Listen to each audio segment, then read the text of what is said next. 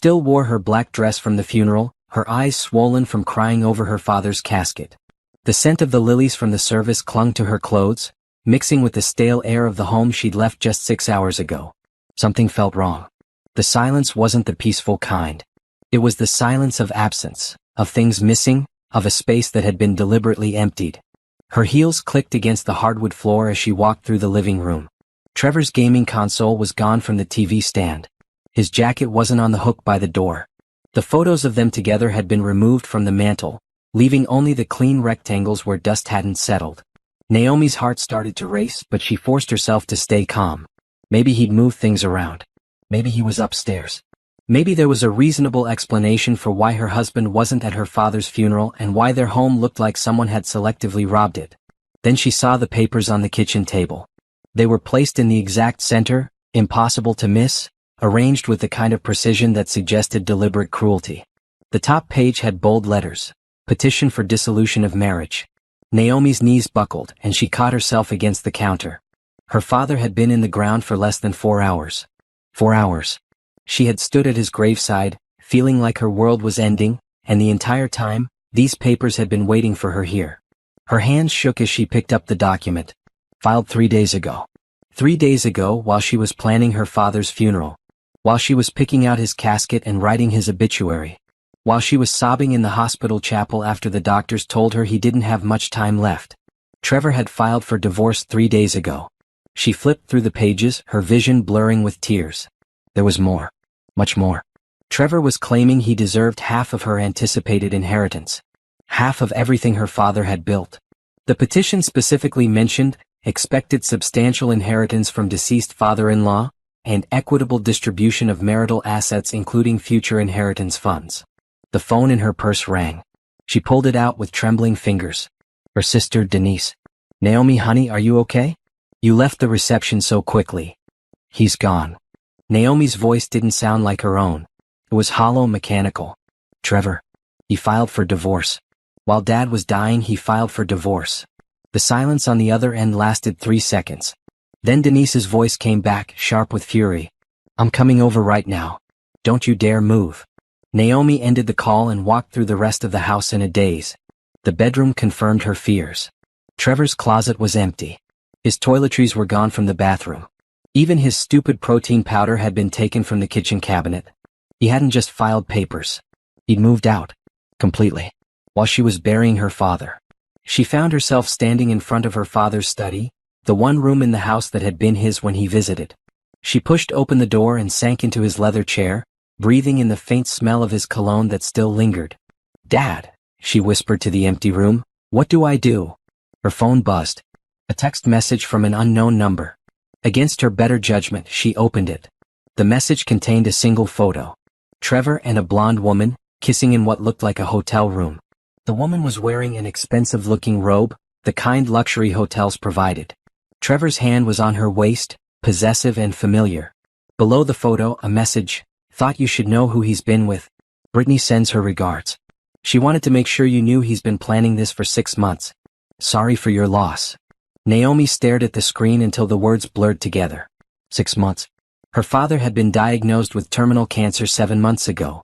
The timeline clicked into place with sickening clarity. Trevor had started planning his exit the moment her father got sick. He'd been waiting. Waiting for her father to die. Waiting for the inheritance he assumed was coming. Waiting to take half of everything and run off with his blonde mistress.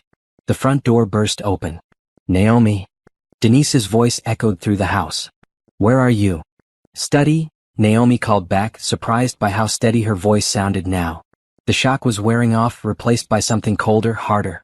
Denise appeared in the doorway, still in her funeral clothes, her face flushed from rushing over. Behind her was their cousin, Marcus, a corporate attorney who'd flown in for the funeral. Show me the papers, Denise demanded. Naomi handed them over and watched her sister's face transform from concern to pure rage. Marcus read over Denise's shoulder, his expression growing darker with each page. This is filed in family court, Marcus said quietly. He's asking for immediate temporary support while the divorce is pending. He's claiming he's been the primary homemaker and needs financial assistance. Primary homemaker? Naomi laughed, a bitter sound. He works full-time as a sales manager. I'm the one who did everything around here. He's lying in his petition, Marcus continued. He claims you kept him in the dark about your finances and that he deserves compensation for supporting you during your father's illness. I supported him. Naomi's voice rose. I paid for everything when he lost his job 2 years ago. I paid his car note, his credit cards, everything. Denise put a hand on her shoulder. We'll fight this. Marcus, can you recommend someone? I'll make some calls tonight, Marcus promised. But Naomi, I need to ask you something important. What did your father leave you? Naomi shook her head. I don't know yet. The will reading is scheduled for next week. Trevor knows that.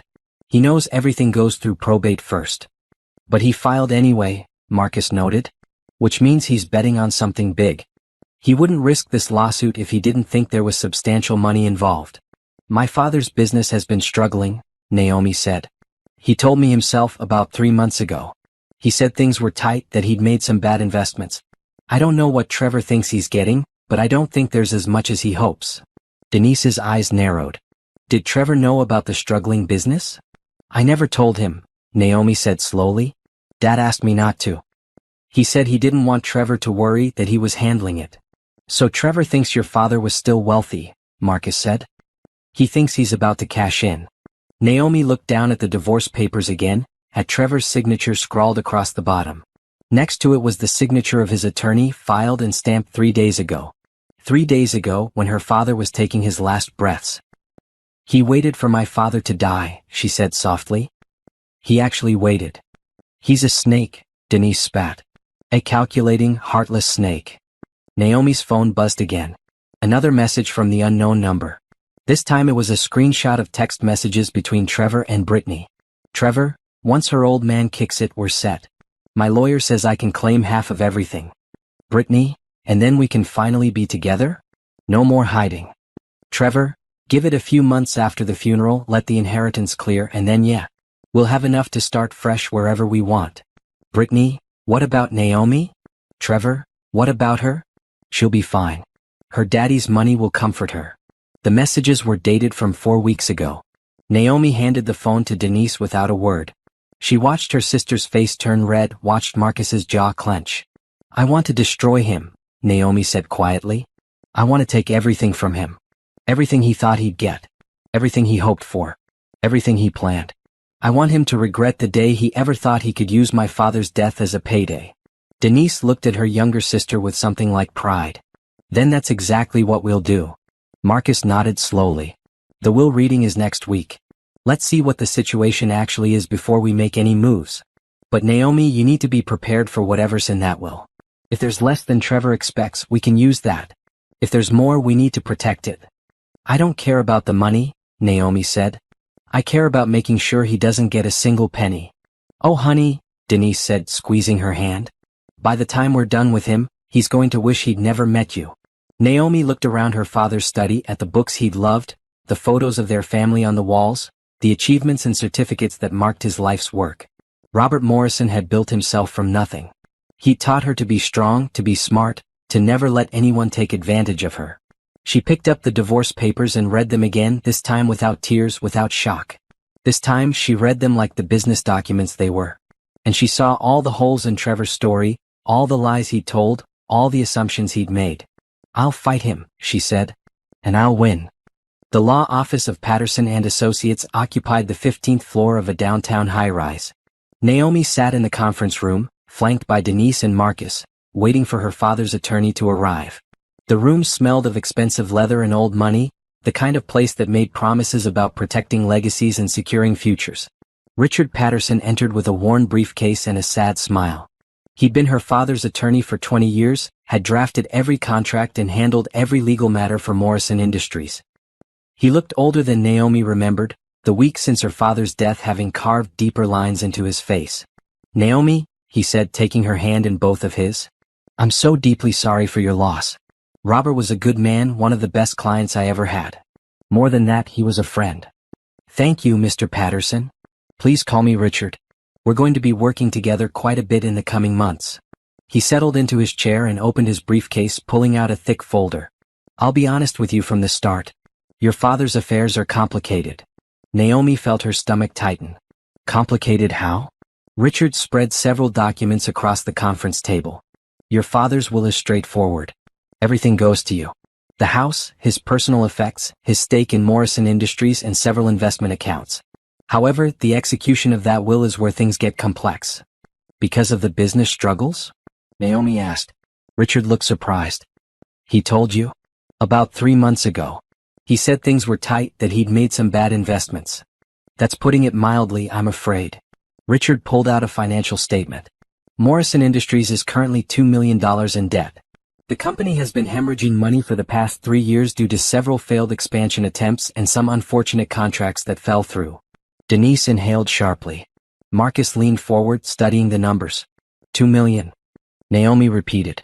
The company itself is worth approximately 3 million in assets. The building, equipment, intellectual property, existing contracts. But with the debt factored in, the net value is roughly 1 million. And that's if we can keep the company operational long enough to sell it or turn it around. Naomi's mind raced. Trevor thought she was inheriting a fortune. Instead, she was inheriting debt and a failing company. What about his other assets? Marcus asked. The house investments? The house has a mortgage of $300,000 remaining. It's worth about $500,000 in the current market, so that's $200,000 in equity. The investment accounts were liquidated over the past year to try to keep the company afloat. There's about $50,000 left in various savings accounts. So total, she's looking at maybe 1.2 million in assets, Marcus calculated, minus whatever debts and final expenses need to be paid. Roughly $1 million, yes, Richard confirmed. It's not nothing, but it's nowhere near what I think some people were expecting. Trevor? Naomi said flatly. You mean Trevor? Richard's expression remained professional, but she caught the flicker of distaste in his eyes. I was served with a copy of the divorce petition. I have to say the timing is unfortunate. Unfortunate, Denise muttered. That's one word for it. However, Richard continued, pulling out another document, there's something else. Something your father made me promise not to reveal until after the will reading, but I think you need to know now, given the circumstances. Naomi straightened in her chair. Richard slid a document across to her. Your father set up a trust fund 15 years ago when Morrison Industries was at its peak. The trust is held separately from the company and his personal assets. It was designed to be protected from business failures or lawsuits. How much? Marcus asked. $30 million. The room fell silent. Naomi stared at the number on the page, certain she'd misread it. 30 million, she whispered. It's invested conservatively, managed by a separate firm. Your father never touched it even when the company was struggling. He wanted to make sure you always had something, no matter what happened to him or the business. Why didn't he use it to save the company? Naomi asked. He couldn't. The trust has very specific terms. Richard pointed to a clause in the document.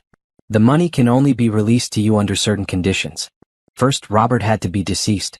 Second, you had to make a genuine attempt to save Morrison Industries.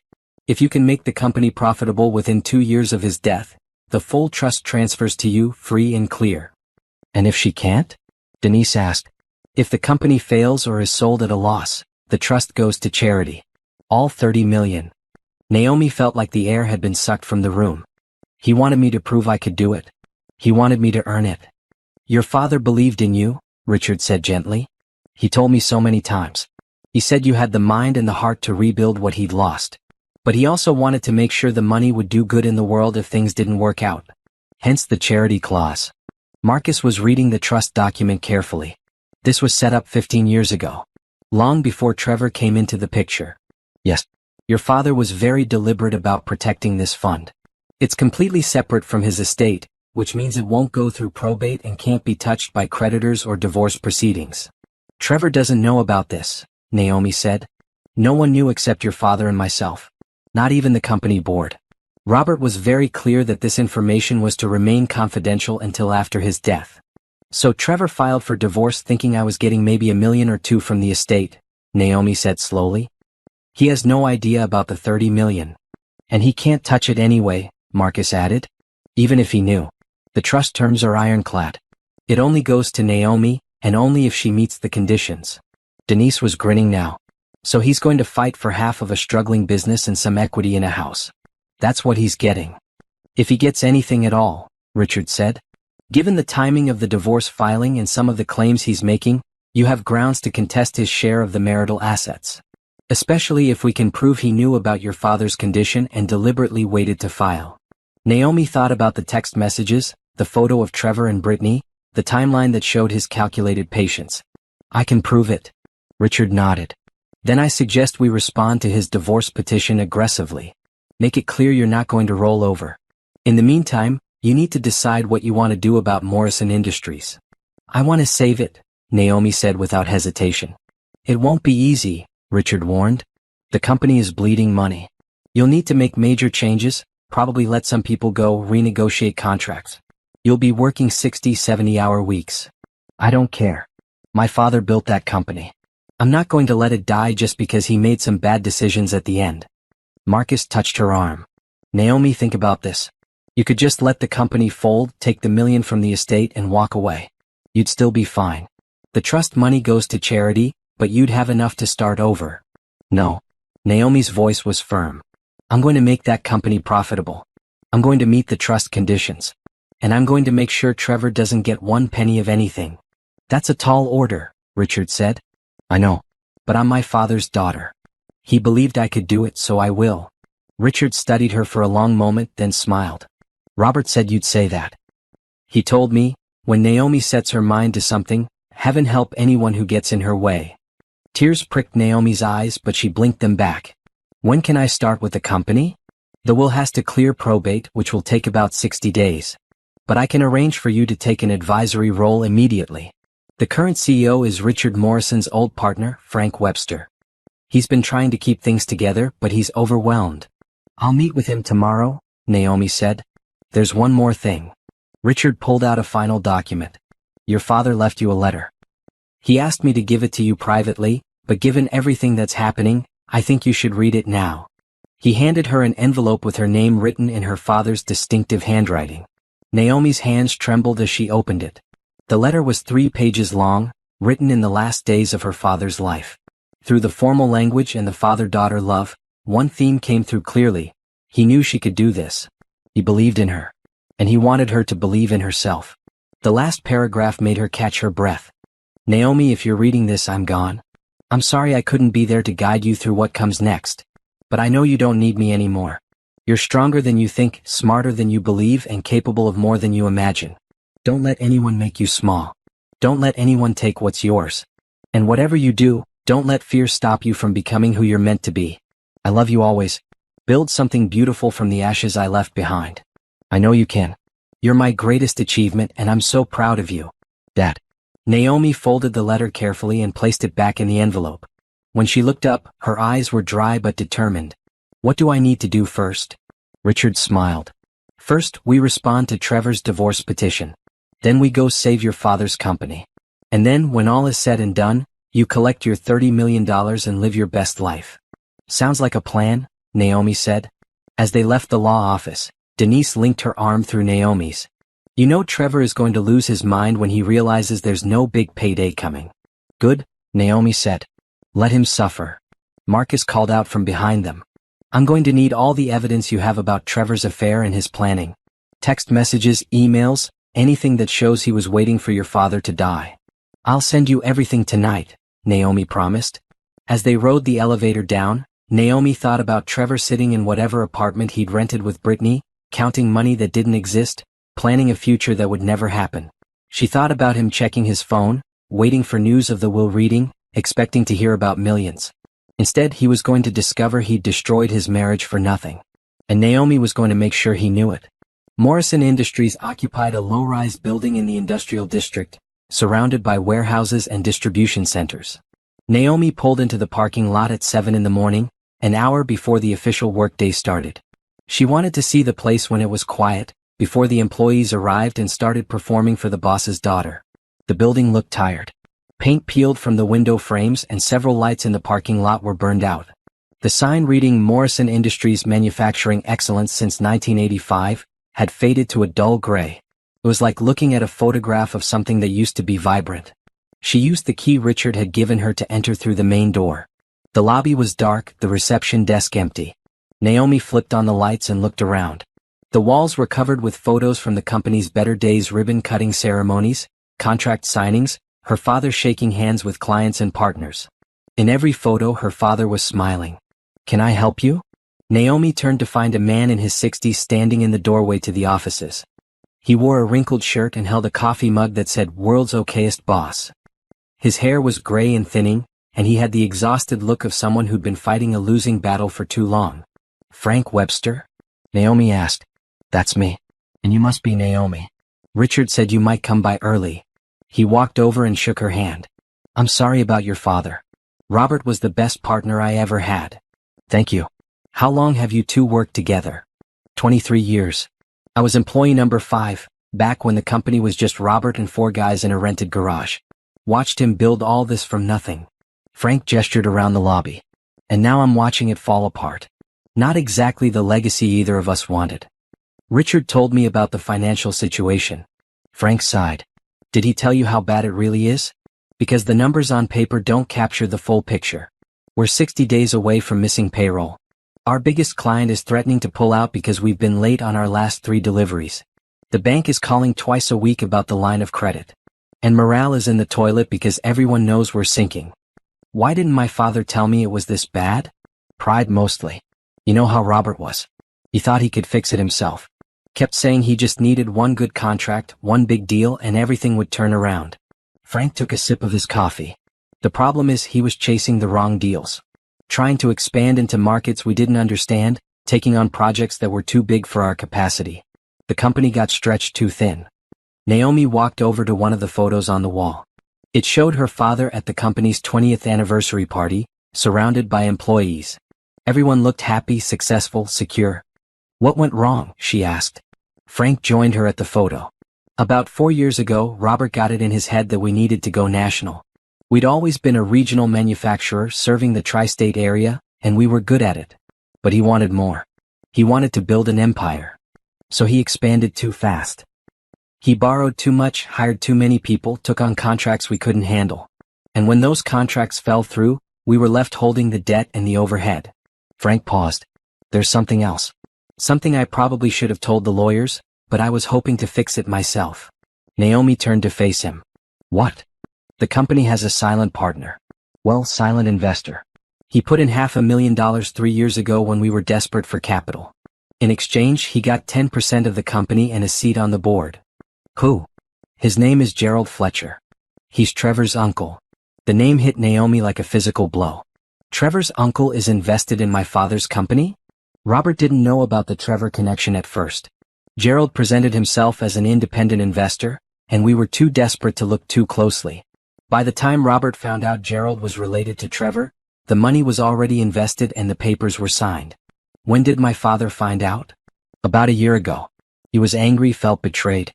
But there was nothing he could do without buying Gerald out, and we didn't have the cash."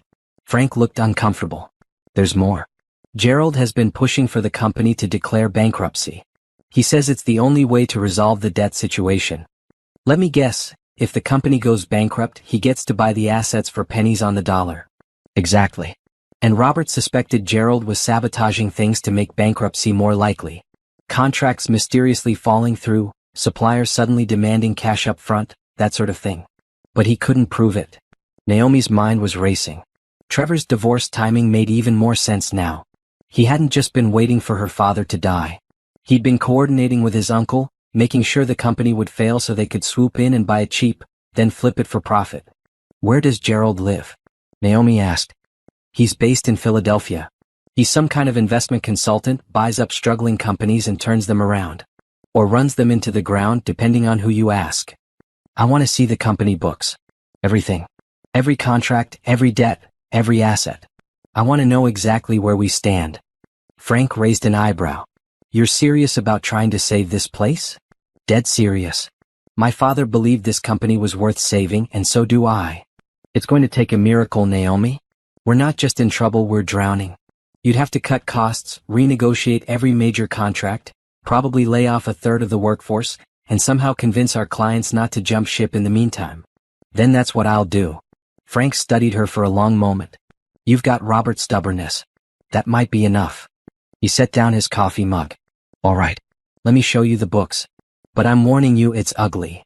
They spent the next 3 hours going through the company's financials. Frank was right, it was ugly. The debt was worse than Richard had indicated, the contracts were bleeding money, and the overhead was astronomical.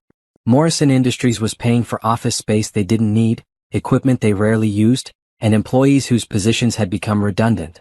But as Naomi dug deeper, she started to see the shape of a solution.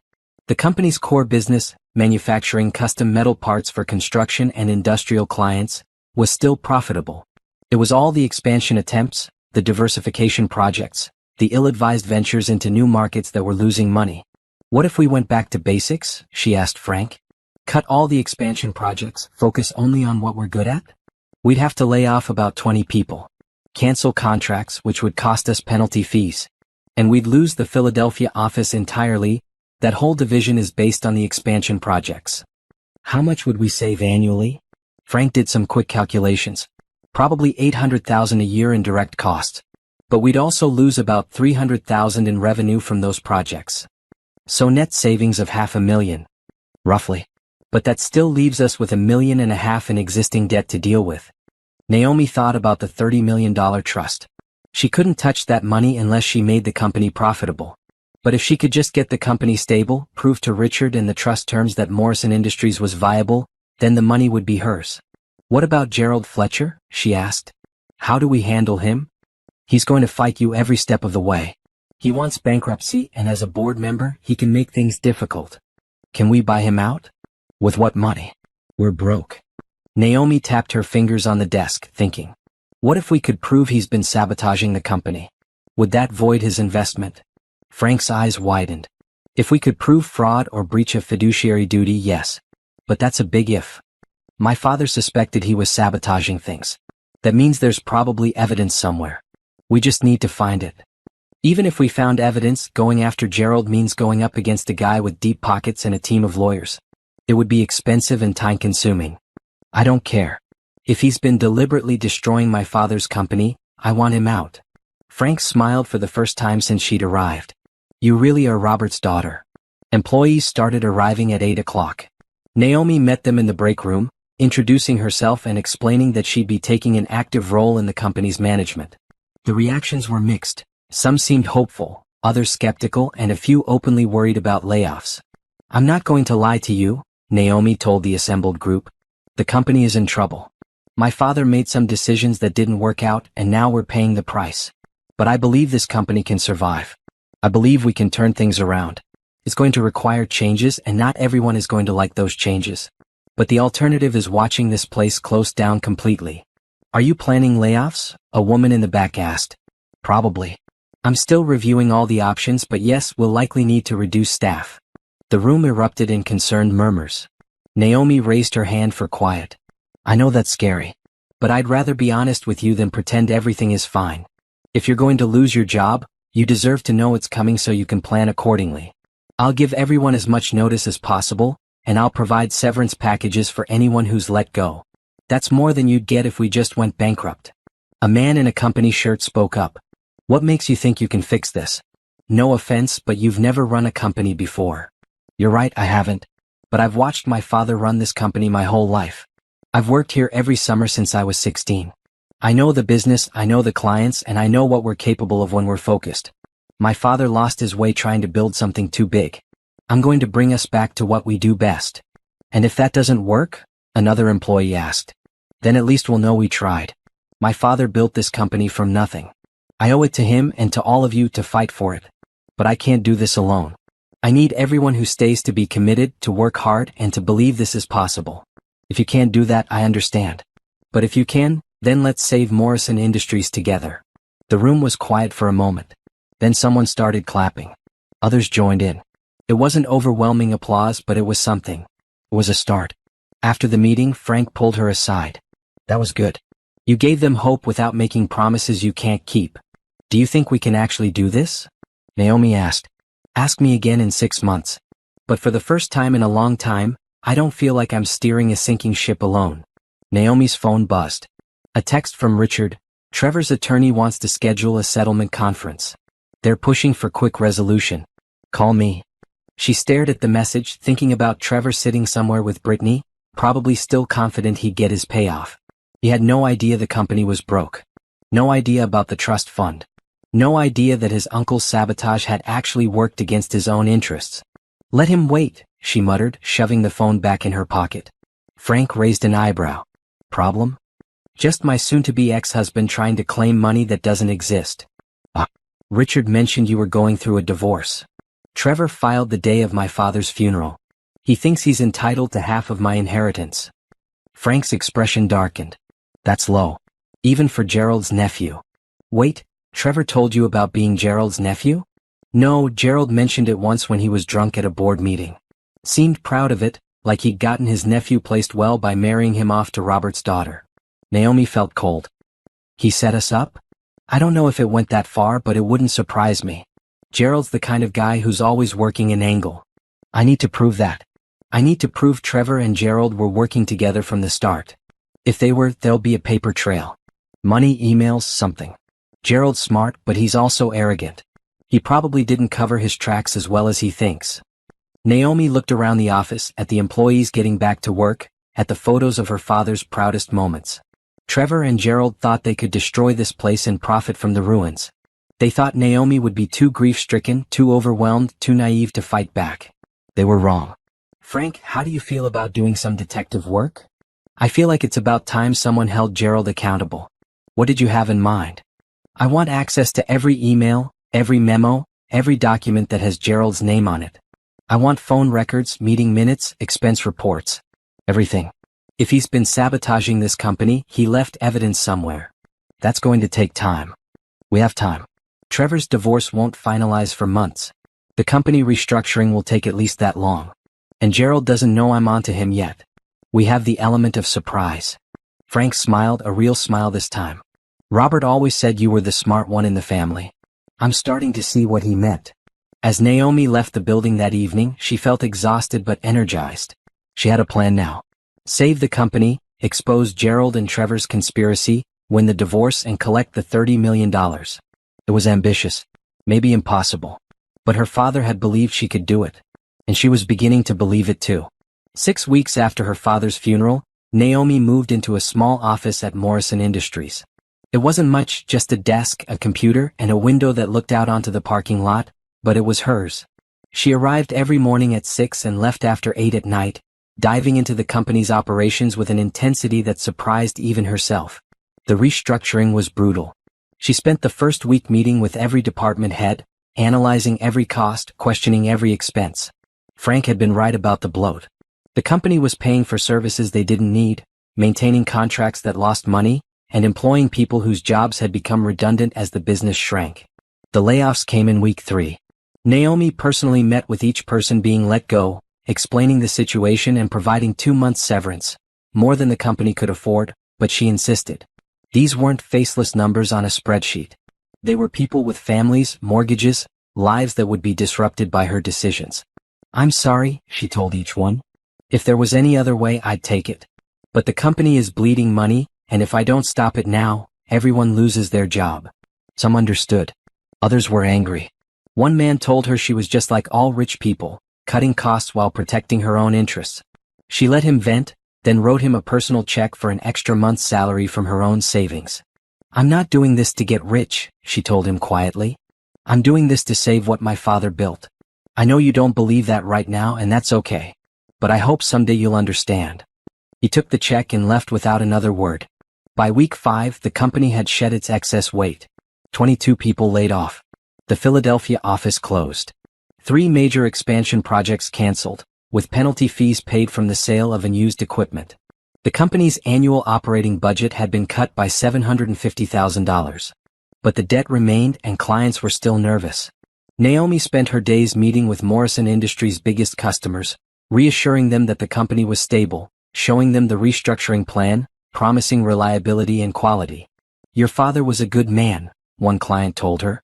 But the last year things slipped. Deliveries were late, quality control wasn't what it used to be. We've been looking at other suppliers. I know, Naomi said. And I don't blame you. But that's over now. We're back to basics, focused on what we do best. Give us one more chance. If we miss a deadline or the quality isn't perfect, I'll personally refund your entire order. You can't afford that. Then I guess we better not miss any deadlines. The client studied her for a long moment, then nodded. One chance. But I'm holding you to that refund promise. I wouldn't expect anything less. She made the same promise to 5 other major clients. It was a huge risk. One mistake would cost the company money it didn't have, but it worked. 4 of the 5 agreed to stay. The 5th was already committed to another supplier, but promised to consider Morrison Industries for future projects. The wins were small, but they added up. By week 7, the company's cash flow started to stabilize. They weren't profitable yet, but the hemorrhaging had stopped. Naomi could see the path forward now, could imagine the company not just surviving but thriving. Then Gerald Fletcher called a board meeting. The boardroom at Morrison Industries hadn't been used in months. Naomi arrived early to find Frank already there, looking tense. "He's bringing his lawyer," Frank said quietly. "And he's demanding a vote on bankruptcy." "He can't force that, can he?" "He can make the case. If the other board members agree, they can override you. You only have 49% of the voting shares right now. Once probate clears and you inherit your father's full stake, you'll have majority control. But until then, you're vulnerable." "Who else is on the board?" "Besides you, me, and Gerald, there's Howard Chin from accounting and Patricia Mills from operations. They're good people, but they're scared.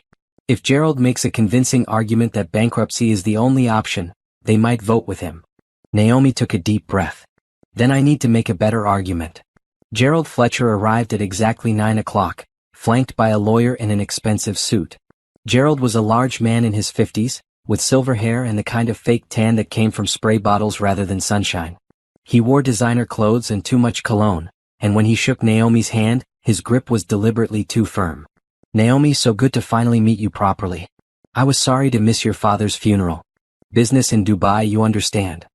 "Of course," Naomi said, her voice neutral. Gerald took a seat at the head of the table as if he owned the place. His lawyer sat beside him, opening a briefcase full of documents. Howard and Patricia arrived together, looking uncomfortable. They greeted Naomi warmly but kept their distance from Gerald, which Naomi noted. "Let's get started," Gerald said once everyone was seated. "I've called this meeting because I believe Morrison Industries has reached a critical juncture.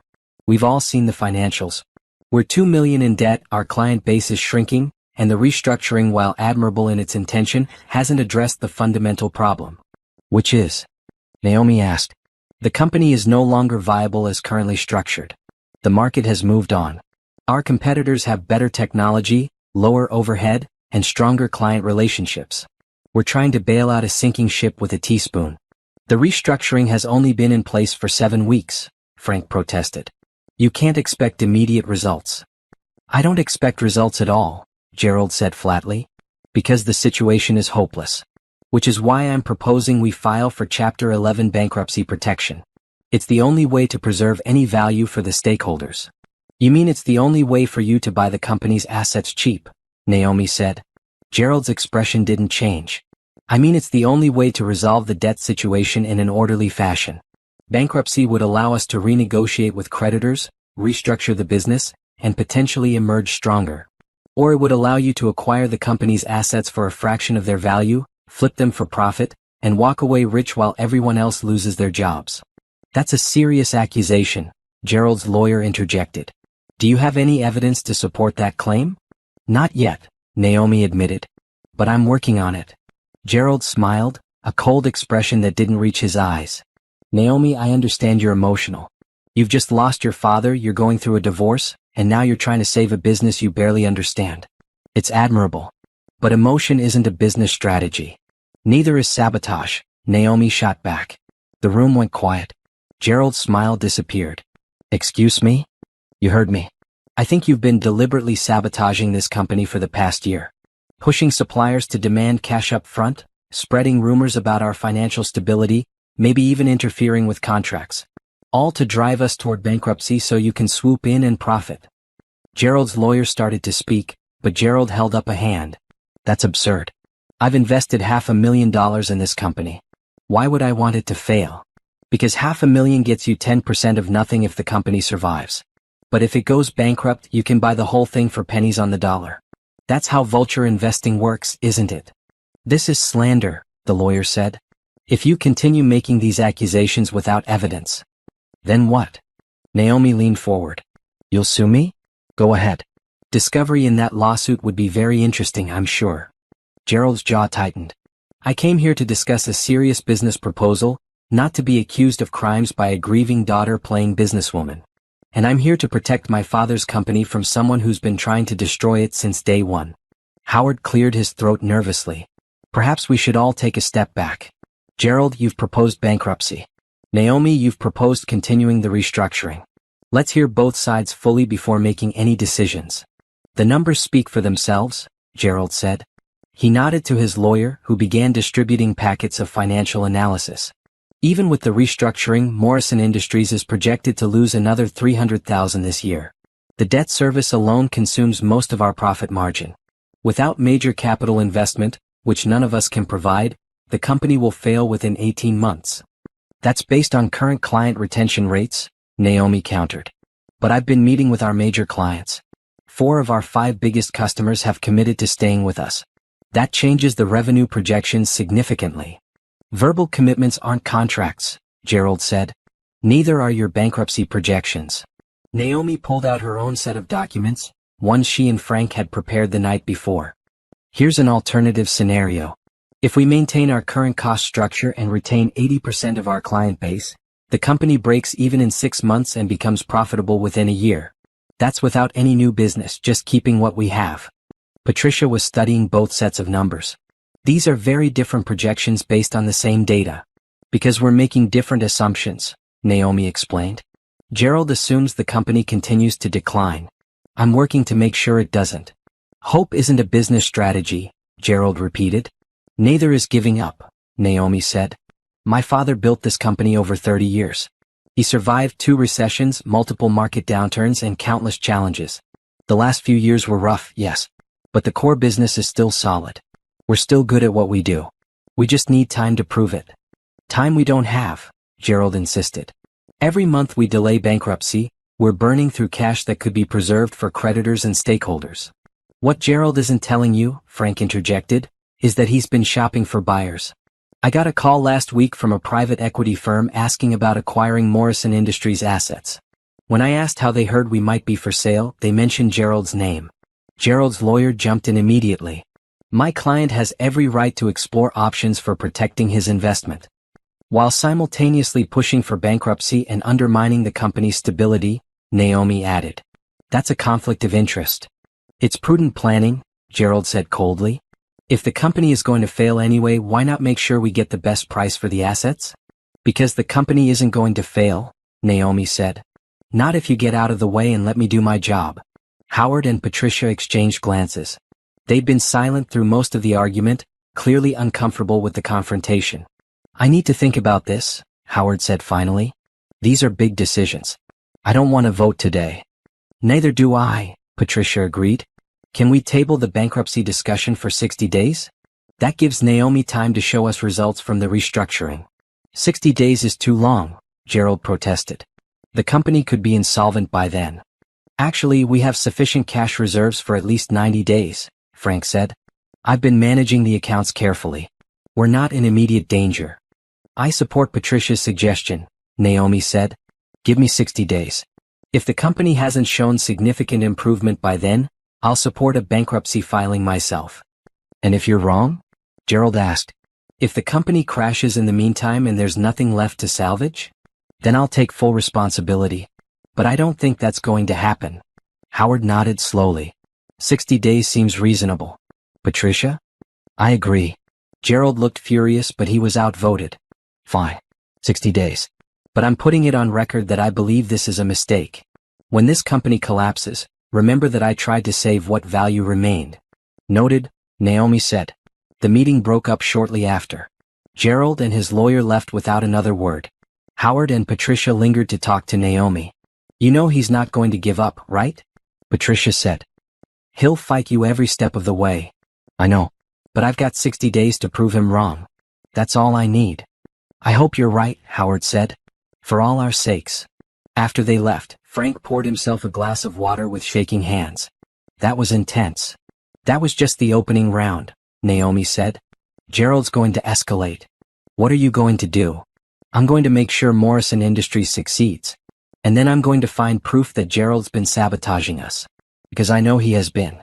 He's too confident about bankruptcy, too prepared with his alternative plans. He's been working toward this for months, maybe longer. You really think Trevor was part of it from the beginning? I think Gerald told Trevor to marry me. I think the whole relationship was a setup to get access to my father's company and his assets. And when Dad got sick, they saw their chance to cash in. That's diabolical. That's family, Naomi said bitterly. But they made one mistake. They underestimated me. Her phone rang. Richard Patterson. Naomi, we need to talk about the divorce settlement conference. Trevor's attorney is getting aggressive. What are they asking for now? Half of everything in your father's estate, plus half of Morrison Industries, plus alimony for 5 years. Naomi laughed, a harsh sound. Tell them to pound sand. That's essentially what I said in more professional terms. But they're threatening to drag this out, make it ugly? Let them. I've got nothing to hide. Can they say the same? I've started investigating Trevor's relationship with Brittany. The timeline you provided is helpful, but I need more. Bank records, credit card statements, anything showing he was spending money on her before he filed for divorce. I'll get you everything. But Richard, there's something else.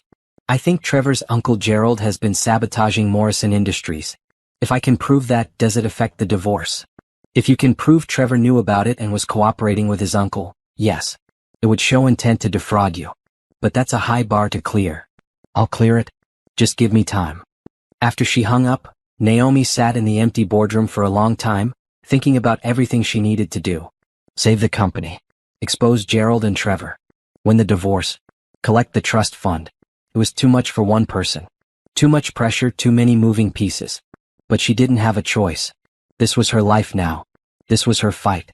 And she was going to win. 3 months after her father's death, Naomi was living on coffee and determination. Morrison Industries was slowly stabilizing. The restructuring had taken hold, costs were under control, and most of their major clients had stayed. They weren't profitable yet, but they were close. The company would make it to the 60-day mark that the board had agreed on, and probably beyond. Gerald had been suspiciously quiet lately, which worried Naomi more than his active opposition would have. People like Gerald didn't give up, they just changed tactics. She was reviewing the latest financial reports when her phone rang from an unknown number. She almost didn't answer, but something made her pick up. Hello? Is this Naomi? A woman's voice, sharp with anger. Yes. Who's this? Brittany. Trevor's girlfriend. We need to talk. Naomi's hand tightened on the phone. I have nothing to say to you. Well, I have plenty to say to you. Trevor lied to me. About everything. About the money, about your inheritance, about what he was getting from the divorce. And I want to know what you're going to do about it. Do about it? Why would I do anything? Because he used both of us. Brittany's voice rose. He told me you were getting millions.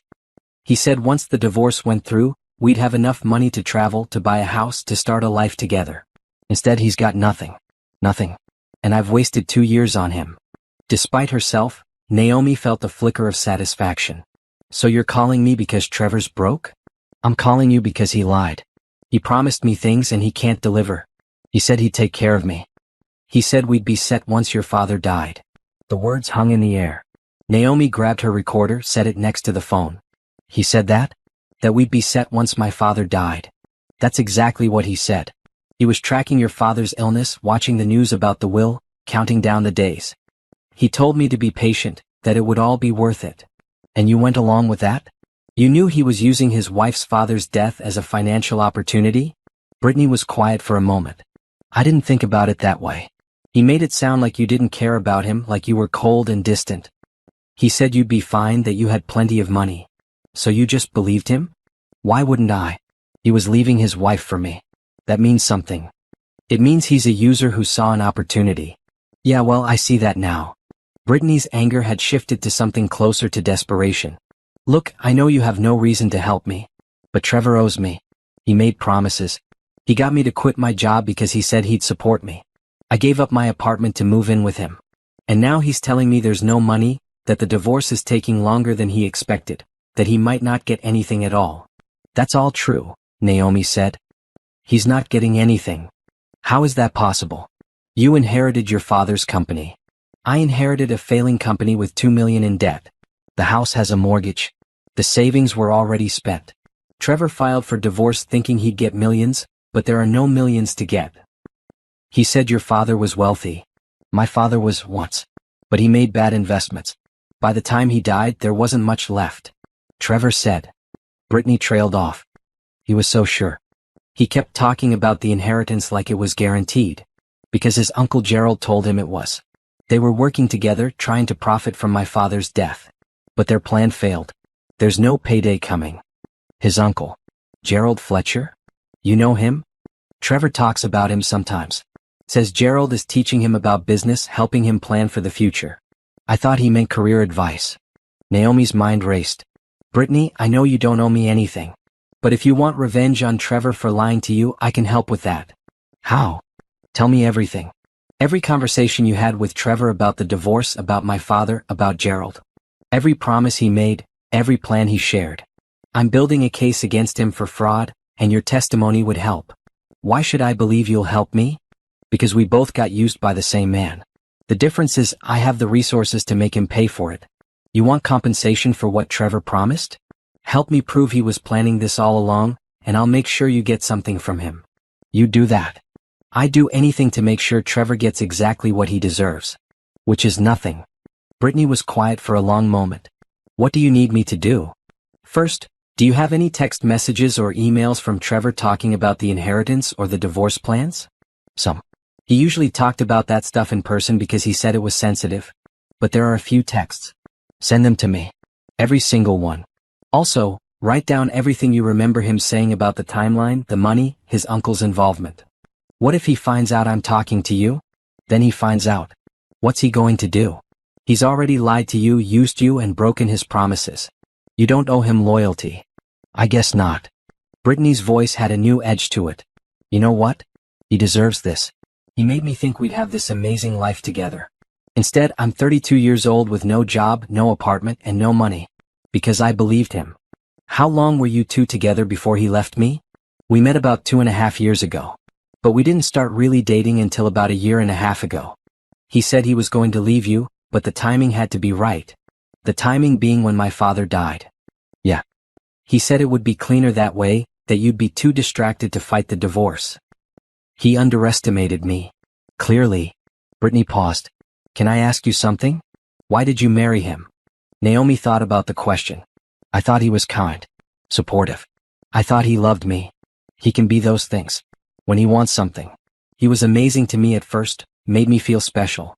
But once he realized the money wasn't coming, he changed. Got mean. Started blaming me for things. Said I was too needy, too demanding. He's a manipulator. He tells people what they want to hear until he doesn't need them anymore. Yeah. Brittany's voice cracked. I really believed him. I thought we were going to have this incredible life. I'm such an idiot. Despite everything, Naomi felt a twinge of sympathy. Brittany had been used to, just in a different way. You're not an idiot. You just trusted the wrong person. We both did. The difference is I'm going to make sure he pays for it. Brittany sent the text messages an hour later. They were damning. Trevor talking about the inheritance, about timing the divorce, about his uncle's advice on claiming marital assets. One message in particular made Naomi's blood run cold. Trevor, Gerald says we need to wait until after the old man dies. If we file before, Naomi might get suspicious and hide assets. But once he's gone and she inherits, we can claim half of everything. Just be patient, baby. It'll all be worth it. Brittany, I hate waiting. I want to be with you now. Trevor, soon. I promise. By next year we'll be rich and free. You, me, and all that inheritance money. Naomi forwarded everything to Richard Patterson with a note. Evidence of premeditation. Trevor was planning this with his mistress and his uncle before my father died. Richard called back within 10 minutes. This is exactly what we needed. With these messages and Brittany's testimony, we can prove Trevor's divorce filing was part of a deliberate fraud scheme. He won't get a penny. Good. What about the alimony he's asking for? With this evidence? Not a chance. In fact, we might be able to go after him for attempted fraud. Make him pay your legal fees. Do it. There's something else. I've been looking into Gerald Fletcher's business dealings. He's got a pattern of investing in struggling companies, pushing them toward bankruptcy, then buying them cheap through shell corporations. He's done it at least 4 times in the past decade. Can we prove he's doing the same thing to Morrison Industries? Not yet. But if we can show a pattern of behavior, it strengthens your case against him. I'm working on getting financial records from his previous deals. After hanging up with Richard, Naomi sat back in her chair thinking about Brittany. The woman had called looking for revenge, and Naomi had given her a path to it. But there was no satisfaction in it. Brittany had been used just like Naomi. Trevor had lied to both of them, made promises he never intended to keep. The real enemy wasn't Brittany. It was Trevor and Gerald who'd orchestrated this whole thing. 2 days later, Naomi got another call from Brittany. Trevor kicked me out, she said without preamble. Said I was causing too much stress, that he needed space to deal with the divorce. He gave me $100 and told me to find somewhere else to live. I'm sorry. Don't be. I'm done with him. I called a lawyer like you suggested. He says I can sue Trevor for fraud, since he made me quit my job based on promises he couldn't keep. Good. Trevor's going to freak out when he realizes both of us are coming after him. Let him freak out. He earned it. Thanks, Naomi, for helping me see clearly. I know I helped break up your marriage. I'm not proud of that. My marriage was already broken. Trevor broke it when he decided to use me for money. You were just the symptom, not the disease. After Brittany hung up, Naomi returned to work on the Morrison Industries finances. The company had hit a milestone that morning. They were officially operating in the black, at least for the current month. It was a small victory, but it mattered. Frank popped his head into her office. Did you see the numbers? We're profitable. For 1 month, Naomi cautioned. We need to sustain it. We will. The new contracts are solid, the clients are happy, and morale is actually improving. People believe again. What about Gerald? Haven't heard from him in 3 weeks. I think he's plotting something. Probably. But we've got momentum now. Whatever he throws at us, we can handle it. That night, Naomi allowed herself a small celebration. She bought a decent bottle of wine and drank a glass while looking over the company financials. Morrison Industries wasn't saved yet, but it was on the path to survival. Trevor had tried to profit from her father's death. Gerald had tried to sabotage her father's company. Brittany had helped Trevor plan his betrayal. But Naomi was still standing. Still fighting. Still winning. And she was just getting started. 4 months into running Morrison Industries, Naomi had developed a routine. Arrive at 6, leave at 8, spend weekends reviewing files and planning strategy. Her apartment, the small place she'd rented after leaving the house she'd shared with Trevor, had become a secondary office, its walls covered with timelines and documents. She was building 2 cases simultaneously. One against Trevor in the divorce, one against Gerald at the company. Both men had underestimated her. Both were about to learn their mistake. Frank had become her ally in investigating Gerald. Together, they'd spent weeks going through company emails, meeting records, and financial documents. The pattern was there if you knew where to look, subtle acts of sabotage disguised as business decisions. Look at this, Frank said one morning, spreading 3 documents across Naomi's desk. These are contracts that fell through last year. Your father was convinced we'd lost them due to pricing issues. But, Naomi prompted. But I found emails between Gerald and the clients. He was bad-mouthing the company, suggesting we were on the verge of collapse, telling them to take their business elsewhere. Naomi read the emails carefully. They were subtle. Gerald never outright lied. Instead, he asked leading questions. Given Morrison Industries' recent financial difficulties, do you feel confident in their ability to deliver on time? And, I'm concerned about the company's stability. Have you considered backup suppliers? He was planting seeds of doubt, Naomi said. Exactly. And it worked. 3 major contracts pulled out within weeks of Gerald raising these concerns. Why would he want contracts to fail if he was invested in the company? Because failed contracts meant mounting debt, which meant the company would need to either take on more investors, giving him more control, or declare bankruptcy, which we now know was his end goal. Naomi added the emails to her growing file of evidence. What else have you found? This is bigger. Frank pulled out a financial document. Gerald's investment of $500,000? It came through a company called Fletcher Holdings LLC. I did some digging. Fletcher Holdings has a history of investing in struggling companies right before they collapse. Let me guess, then Gerald buys them cheap in bankruptcy? Exactly. He's done it 4 times. Invest just enough to get board control, sabotage operations, force bankruptcy, buy the assets through a shell company, flip them for profit. It's a whole business model. Can we prove he's doing the same thing here? Not definitively yet. But I found something interesting in the company's supplier contracts. About 6 months ago, Several of our long-term suppliers suddenly demanded cash up front instead of the usual 30-day terms. It put a massive strain on our cash flow. Let me guess, Gerald recommended those suppliers? His name is on the approval documents for 3 of them. And get this, all 3 suppliers have a common owner. A company called Great Lakes Distribution. Let me guess, connected to Gerald? Not directly. But Great Lakes Distribution is owned by a holding company, which is owned by another holding company, which, if you follow the chain far enough, connects back to Gerald's business partner, a guy named Richard Bronson. Naomi leaned back in her chair. So Gerald got his business partner's companies designated as suppliers, then had them demand cash up front, which destroyed our cash flow, which pushed us toward bankruptcy. That's my theory.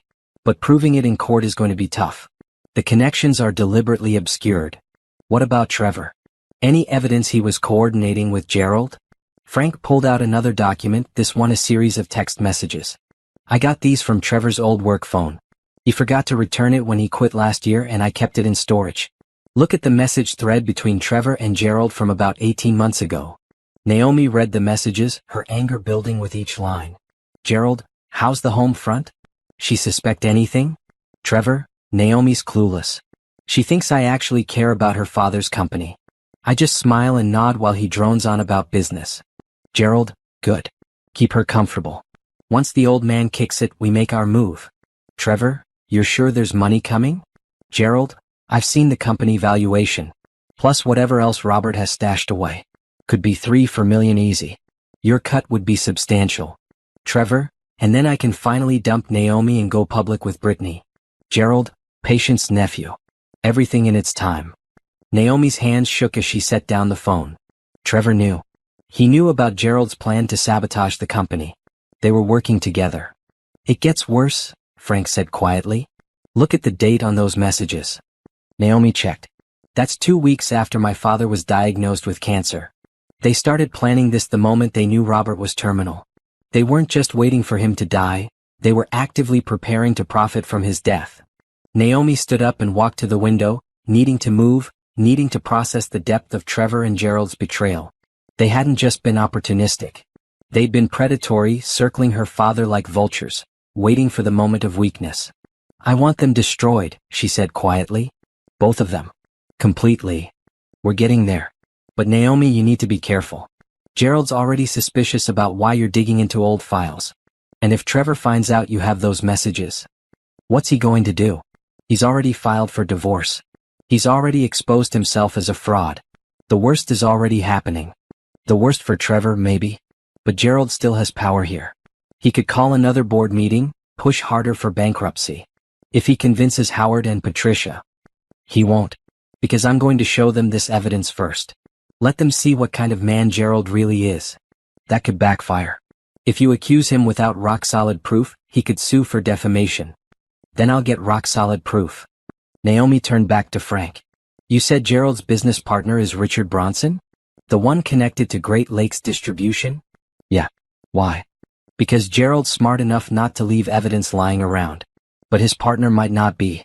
If we can find proof that Bronson was working with Gerald to sabotage our suppliers, we can trace it back to Gerald. How do we get access to Bronson's files? I have a friend who works in corporate investigations. She owes me a favor. Naomi was already pulling out her phone. If Bronson has any digital footprint connecting him to Gerald's scheme, she'll find it. Frank looked worried. That's getting into legally gray territory. I'm not asking her to hack anything. Just to look at public records, business filings, anything legally accessible that might show the connection. And if she finds something? Then we take it to Richard Patterson and let him figure out the legal strategy. But I need ammunition before the next board meeting. I need to be able to prove Gerald's been sabotaging us, not just suspect it. Over the next 2 weeks, Naomi's investigator friend, Monica, dug into Richard Bronson's business dealings. What she found was a gold mine of connections and suspicious transactions. Bronson's not nearly as careful as Fletcher, Monica reported over coffee at a cafe near Naomi's office. He's got LLCs registered in 3 states, all with connections to companies that Fletcher has invested in. I found patterns of behavior. Bronson's companies become suppliers to Fletcher's target companies right before those companies fail. Can you prove coordination? Not smoking gun proof, but strong circumstantial evidence. The timing is too consistent to be coincidence.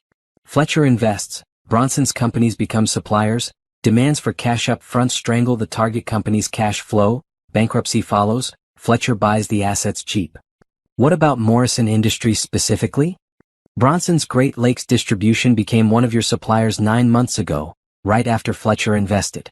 Within 3 months, they'd switched from credit to cash-only terms. Your company's cash flow problems started immediately after. But can we prove Fletcher ordered Bronson to do it? That's harder. Their communication is careful. But I did find something interesting. Monica pulled out her laptop and showed Naomi an email. This is from Bronson to Fletcher, sent 6 months ago. Look at the subject line, MI Project Status Update. Naomi read the email. It was coded, but the meaning was clear. Bronson was reporting on the project of destabilizing Morrison Industries, noting that cash flow pressures were proceeding as planned, and that target timeline for resolution was within 12 months. Morrison Industries. Has to be. And resolution, in Fletcher's business model means bankruptcy and acquisition. Is this email enough? Probably not by itself. But combined with the text messages between Trevor and Gerald, the pattern of supplier changes, and the evidence of Fletcher's past behavior with other companies? You're building a compelling case. Naomi thanked Monica and returned to the office with new purpose. She had evidence now. Not perfect, not bulletproof, but enough to raise serious questions about Gerald's intentions and actions. That evening she called Richard Patterson. I've got evidence of a conspiracy between Gerald Fletcher and Trevor to defraud Morrison Industries and me personally, she said without preamble. Can we use it in both the divorce case and to remove Gerald from the company board? Send me everything you have. If it's as strong as you say, we might be able to get Gerald removed for breach of fiduciary duty. As for Trevor, this could upgrade the divorce case to fraud charges. How long until we can move? Give me a week to review everything and build the legal strategy. But Naomi, you need to be prepared for this to get ugly. When you go after men like Fletcher and Trevor, they fight back. Let them fight. I'm not backing down.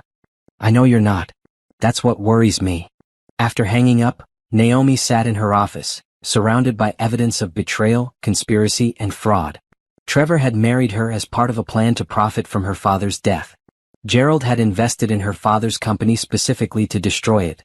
Together, they'd plotted and schemed and waited for the perfect moment to strike. But they'd made one critical error. They'd assumed Naomi would be too grief-stricken, too naive, too overwhelmed to fight back. They were wrong. And now they were going to pay for that mistake. By month 6, Morrison Industries had turned the corner. The company posted its second consecutive month of profitability, securing 3 new major contracts and retaining every existing client. Employee morale had shifted from desperate fear to cautious optimism. People started believing again. Naomi had proven her father wrong about one thing: she didn't need years to turn the company around. She needed 6 months, relentless focus, and the ability to make hard decisions without hesitation. The board meeting where she'd show her proof against Gerald was scheduled for next week. Until then, she had to keep the company running, keep the momentum going, and keep Gerald from suspecting what was coming. She was reviewing supply chain contracts when Frank knocked on her door. Got a minute? Always. What's up? We just got a call from Jenkins Manufacturing. They want to place an order for custom parts worth $300,000. It's a 6-month contract with potential for renewal. Naomi looked up, surprised. Jenkins? They're one of the biggest manufacturers in the region. How did we get on their radar? One of our clients recommended us. Said we turned things around, that we were reliable again. Jenkins did their due diligence and liked what they saw. That's huge. It gets better. If we deliver on this contract, Jenkins has 2 other divisions that might want to work with us. We're talking potential annual revenue of over $1 million. Naomi felt a smile spread across her face, the first genuine smile in months. We can handle that, right? We have the capacity. We'll need to hire back some of the people we laid off and maybe add a second shift on the production floor. But yes, we can absolutely handle it. Then let's do it. Send them a proposal by end of day. After Frank left, Naomi allowed herself a moment of satisfaction. Morrison Industries wasn't just surviving anymore. It was growing. Her father's company had a future after all. Her phone rang. An unknown number, but she answered anyway. Naomi Morrison? Yes. This is Detective Sarah Reeves with the Financial Crimes Division. I need to ask you some questions about Gerald Fletcher and his business dealings with Morrison Industries. Naomi sat up straight. I'm happy to answer questions. What's this about? We've received information suggesting Fletcher may have engaged in a pattern of fraud involving multiple companies. Your company is one of several we're investigating. Can you meet with me this week? Absolutely. I actually have evidence you might find useful. What kind of evidence? Documents, emails, and text messages showing coordination between Fletcher and his business associates to sabotage Morrison Industries' operations in order to force bankruptcy. There was a pause. That's a serious allegation. Do you have documentation? Extensive documentation. I've been building a case for months. Can you bring it to our meeting? I'll bring everything I have. After setting up an appointment with Detective Reeves, Naomi called Richard Patterson immediately. The police are investigating Gerald, she told him. Financial Crimes Division. I know. I'm the one who tipped them off. You? After reviewing your evidence, I realized Gerald's pattern of behavior likely violated multiple fraud statutes. Rather than just pursue civil action, I thought criminal charges might be appropriate. I contacted a detective I know in financial crimes, explained the situation, and provided preliminary evidence. Richard, you're a genius. I'm a thorough attorney. If we can get Gerald charged criminally, it makes your civil case against him much stronger.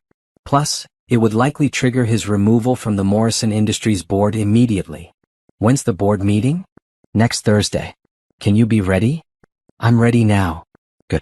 Because I spoke to Howard and Patricia yesterday. Told them we had serious concerns about Gerald's conduct and that we'd be presenting evidence. They both agreed to hear you out before making any decisions about the company's future. What did Gerald say? He doesn't know yet. We wanted to keep him in the dark until the meeting. He's going to explode. Almost certainly. But by then it won't matter. If our evidence is solid, he'll be voted off the board. The week before the board meeting, Naomi barely slept. She rehearsed her presentation, organized her evidence, and prepared for every possible counterargument Gerald might make. She knew he'd fight back, knew he'd accuse her of lying or manipulating evidence. She needed to be unshakable. She also knew she needed support. So she did something she hadn't done in months. She took an evening off and met Denise for dinner. You look exhausted, Denise said as soon as Naomi sat down at the restaurant table. I am exhausted. But I'm close. So close to ending this. The divorce. The divorce, Gerald's sabotage, all of it. Next Thursday, I present evidence to the board that Gerald's been deliberately destroying Dad's company. If it goes well, he gets removed and possibly faces criminal charges. And if it doesn't go well? Then I lose the company, the trust fund, and everything Dad worked for. But that's not going to happen. Denise reached across the table and took her hand. I'm proud of you. Dad would be proud too. I hope so. I've been running his company for 6 months, making decisions he never would have made, changing things he built. Sometimes I wonder if I'm honoring his legacy or destroying it. You're saving it. He'd see that. They talked for 2 hours about the company, about the divorce, about life after Trevor. It felt good to connect with her sister again, to remember she had family who cared about her beyond the business battles. Have you thought about what comes after? Denise asked as dinner wound down. Once the divorce is final and the company is stable? Sometimes. But it feels too far away to be real. You need to think about it. You're 34 years old. You can't spend the rest of your life fighting legal battles and running a company. Eventually you need to live. I am living. You're surviving. That's different. Naomi knew her sister was right, but she couldn't think about that now. Not when she was so close to winning. There would be time for life after victory. For now, she needed to focus on the fight. The night before the board meeting, Naomi met with Detective Reeves. The detective was a woman in her 40s with sharp eyes and a no-nonsense attitude. This is impressive, she said after reviewing Naomi's evidence. You've essentially done our job for us. I had strong motivation. Fletcher's business partner, Richard Bronson, is going to be key. If we can get him to testify against Fletcher, we can build a strong case for fraud, conspiracy, and possibly racketeering. Racketeering?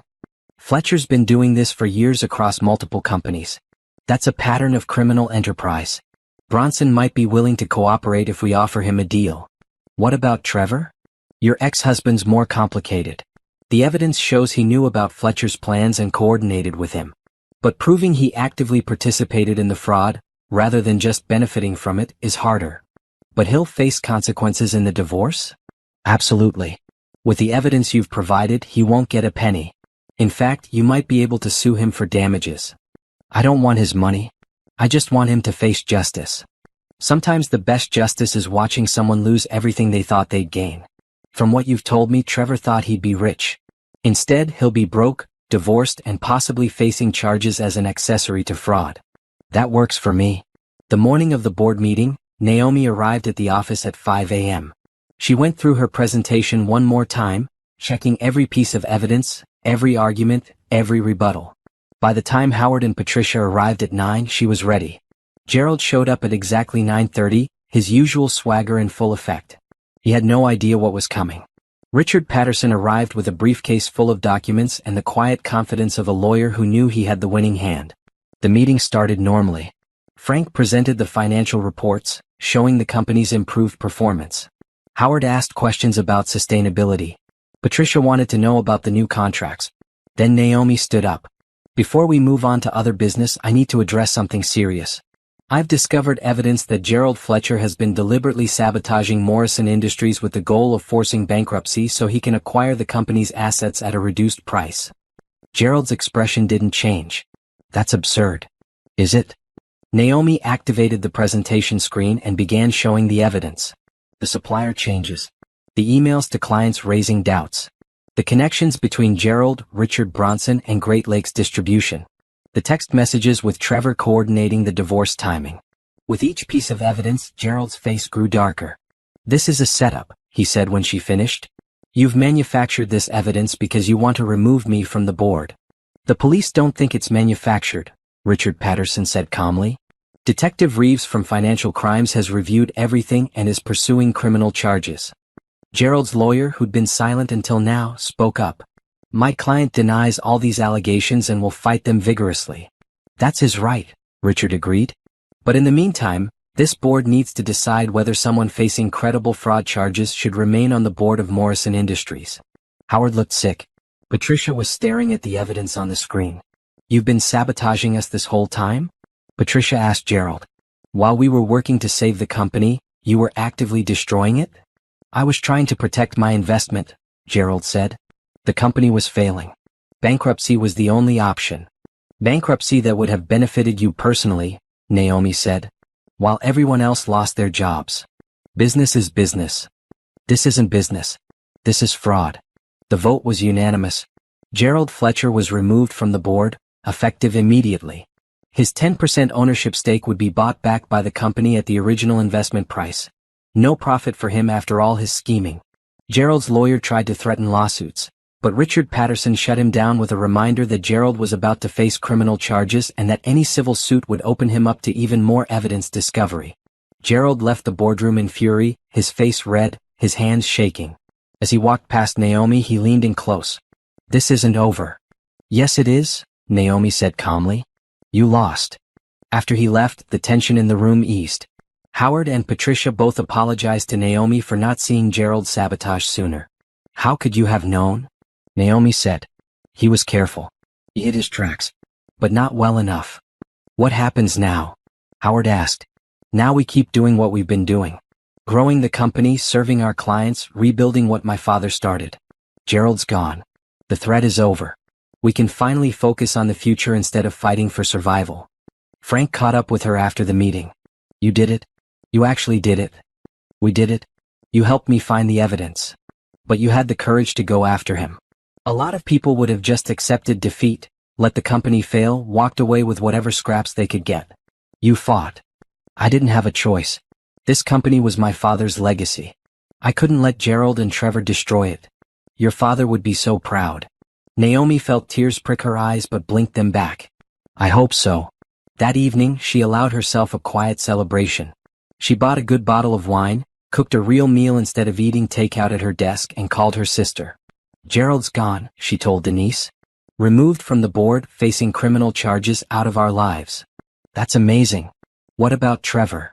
The divorce hearing is next month. With everything we've found, Richard says Trevor won't get anything. The judge will see through his fraud. And the company? Profitable, growing, stable.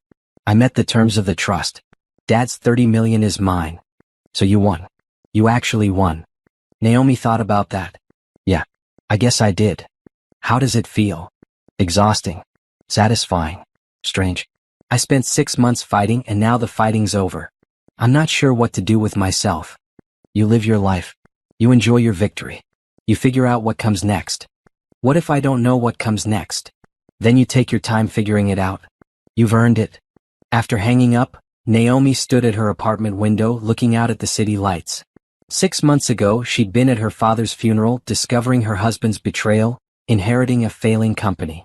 She'd felt like her world was ending. But she'd fought back. She'd saved the company, exposed the conspiracy, and won. And now, for the first time in months, she could breathe. The hardest battles were over. Now came the interesting part, figuring out who she was on the other side of the fight. The divorce hearing was scheduled for a gray Tuesday morning in late November.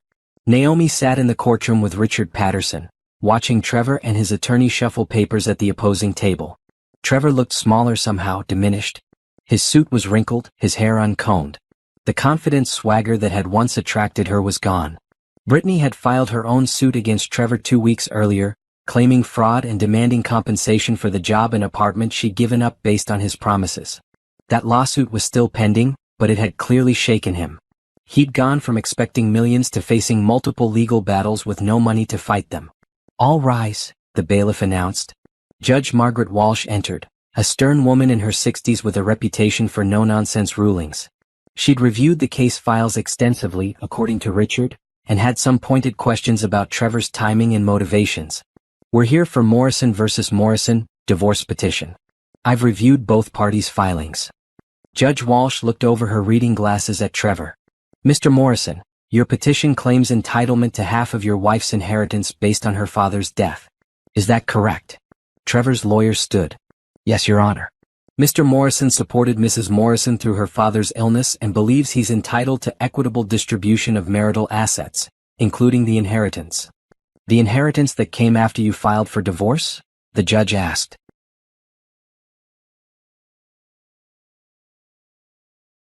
The filing date was unfortunate timing. "Unfortunate timing," Judge Walsh repeated. "You filed for divorce 3 days before your father-in-law's death, while your wife was planning his funeral. My client's decision to file was based on irreconcilable differences that had existed for some time." "I'm sure they had." The judge turned to Richard. "Mr. Patterson, I've reviewed your counter-filing. You're claiming fraud." "Yes, Your Honor. We have extensive evidence that Mr. Trevor Morrison conspired with his uncle, Gerald Fletcher, to profit from Mr. Robert Morrison's death. The divorce filing was part of a deliberate plan to claim assets that Mr. Trevor Morrison and Mr. Fletcher believed would be substantial." "And were they substantial?" "The actual inheritance was modest, a struggling company with significant debt and a house with a mortgage. However, Mr. Trevor Morrison believed he was filing for millions based on information from his uncle, who was actively sabotaging Morrison Industries to force bankruptcy for his own profit." Judge Walsh's eyebrows rose. "That's quite an accusation. Do you have evidence?" "Extensive evidence, Your Honor.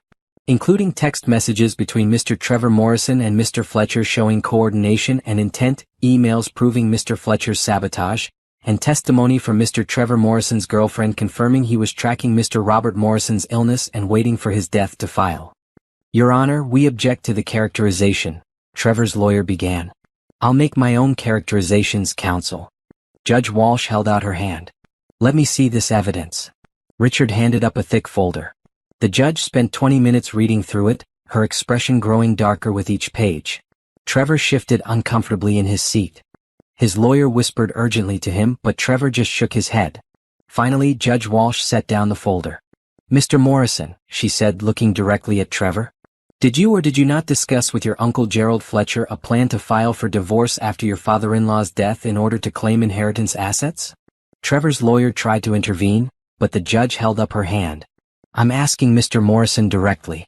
Answer the question." Trevor's face was pale. We discussed the timing, yes." "The timing? Meaning you specifically waited for your wife's father to die before filing for divorce?" "It wasn't like that." "Then what was it like? Explain to me how text messages saying, 'once the old man kicks it, we're set,' should be interpreted." "I was upset, stressed." "You were plotting. You and your uncle were planning to profit from a dying man's assets. And when those assets turned out to be less than you expected, you still pursued this divorce, claiming you deserved half of a struggling business and demanding alimony for 5 years from a woman whose father you couldn't even be bothered to attend his funeral. Trevor's lawyer stood. Your Honor, my client admits the optics are poor. The optics. Judge Walsh's voice could have frozen water. Counsel, your client engaged in what appears to be a conspiracy to defraud. The optics are the least of his concerns. She turned to Naomi.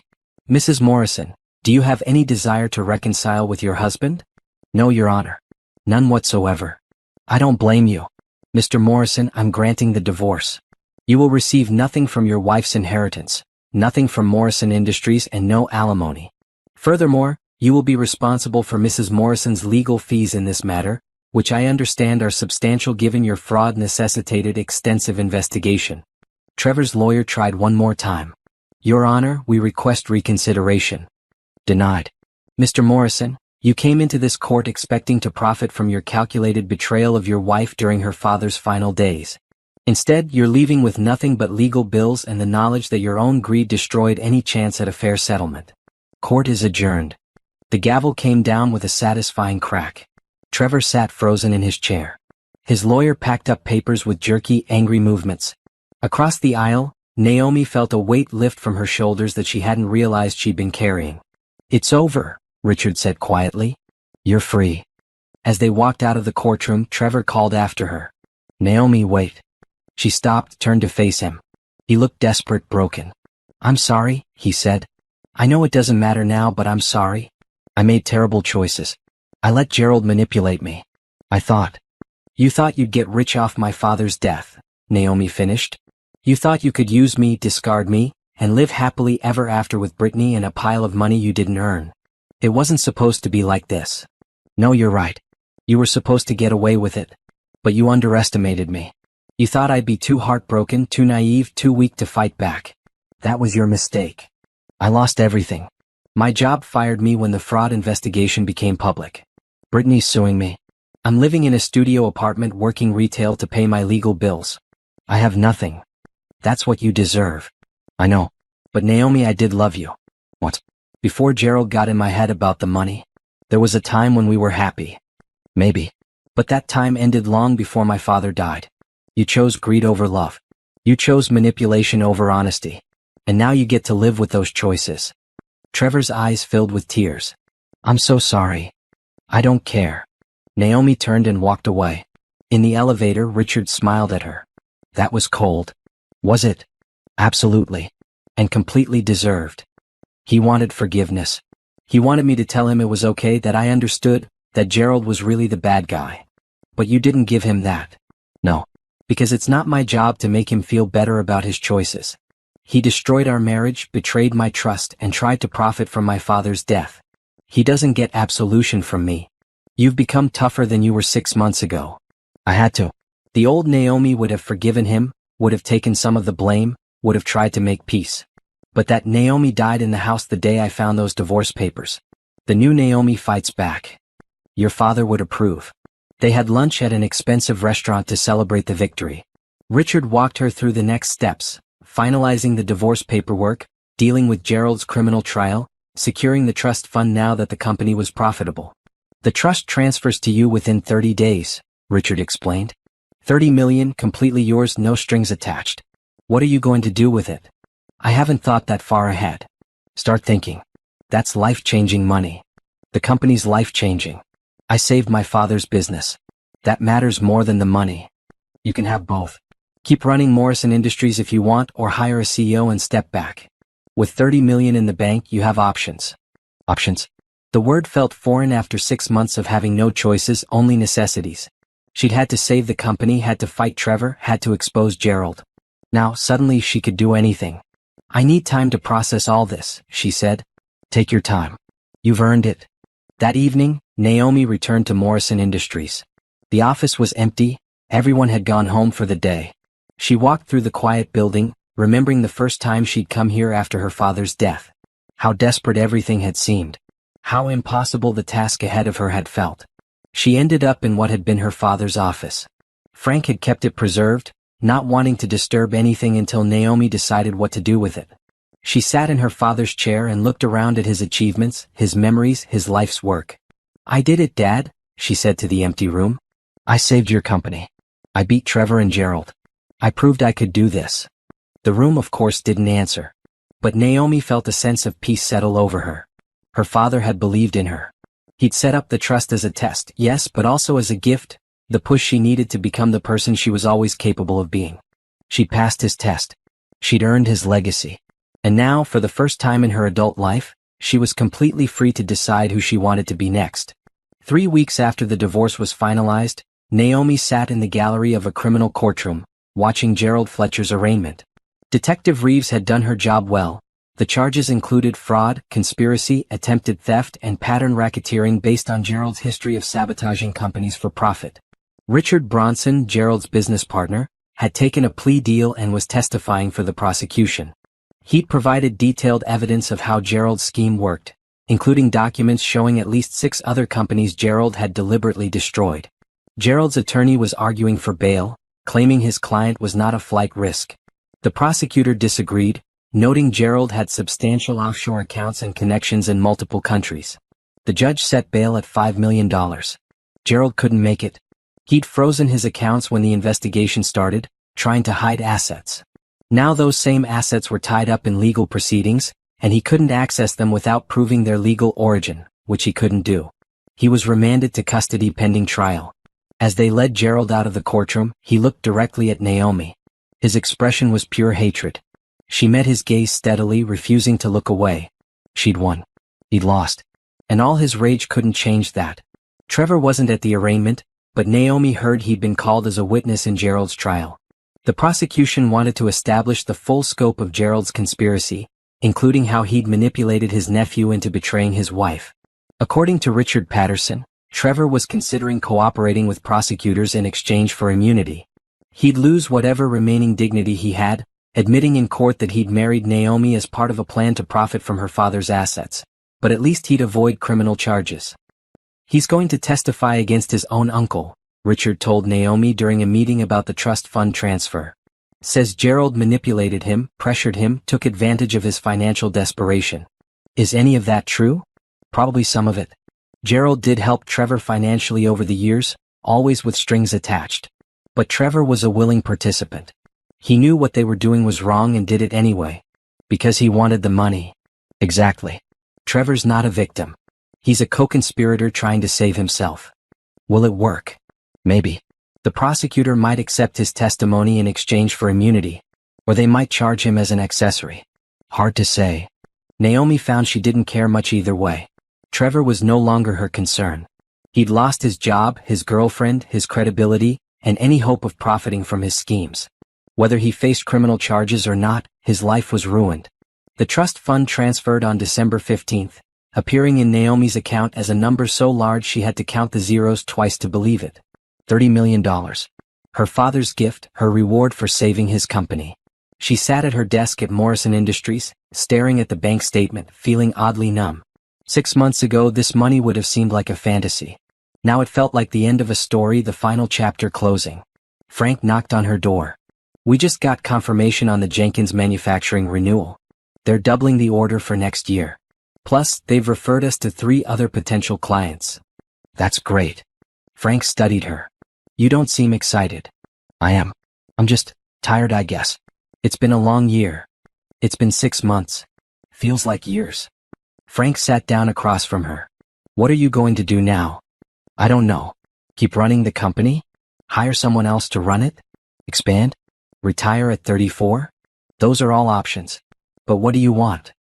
Naomi thought about the question. What did she want? She'd spent 6 months fighting for survival, driven by anger and determination and grief. But now that the fight was over, she didn't know how to just live. I want to build something, she said finally. Something new. Something that's mine, not just a legacy I'm preserving. Like what? I don't know yet. But I'm starting to have ideas. Over the next few weeks, those ideas crystallized into a plan. Morrison Industries was stable, profitable, and growing. It didn't need her constant attention anymore. Frank was perfectly capable of handling day-to-day operations, and the company had a strong team in place. What the company needed was strategic direction and capital for expansion. What Naomi had was both. She called a board meeting. I'm proposing we expand Morrison Industries into new markets, she told Howard, Patricia, and Frank. Not the kind of unfocused expansion my father attempted, but strategic growth in areas where we have expertise and competitive advantages. What kind of expansion? Patricia asked. I've been analyzing our most profitable contracts. We excel at custom manufacturing for construction and industrial clients. But we're limited by our current facility size and equipment. What if we opened a second location, specifically focused on larger scale projects? That would require significant capital investment, Howard noted. I'm prepared to invest $10 million from my personal funds. Not as a loan, as an equity investment that increases my ownership stake. In return, I want to restructure the company's management, hire a CEO to handle operations, and position myself as chairwoman focused on strategic growth. Frank looked surprised. You're stepping back from day-to-day management? Not stepping back. Stepping up. I've proven I can save the company. Now I want to grow it into something bigger than my father ever imagined. But I can't do that if I'm buried in operational details. Who would you hire as CEO? I have someone in mind. A woman I met at a business conference last month, Rebecca Chin. She's currently VP of operations at a competing firm, but she's looking for a CEO position. I've done my research, she's exactly what we need. The board approved the plan unanimously. Within a month, Naomi had hired Rebecca Chin, opened negotiations for a second facility in a neighboring state, and begun transforming Morrison Industries from a struggling regional manufacturer into a growing company with national ambitions.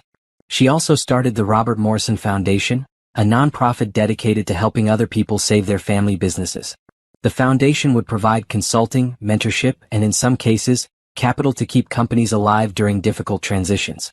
Dad spent his life building things, she told Denise at the foundation's launch party. This is my way of honoring that. Helping other people protect what their families built. You're using Dad's legacy to create your own, Denise said. That's beautiful. The foundation's first project was helping a small manufacturing company in Detroit that was facing bankruptcy after the owner's sudden death. Naomi flew out to meet with the family, walked them through restructuring options, and provided a bridge loan to keep them afloat. Why are you helping us? The owner's daughter asked. You don't know us. Because 6 months ago I was where you are now, Naomi said. Grieving, overwhelmed, watching my father's life's work slip away.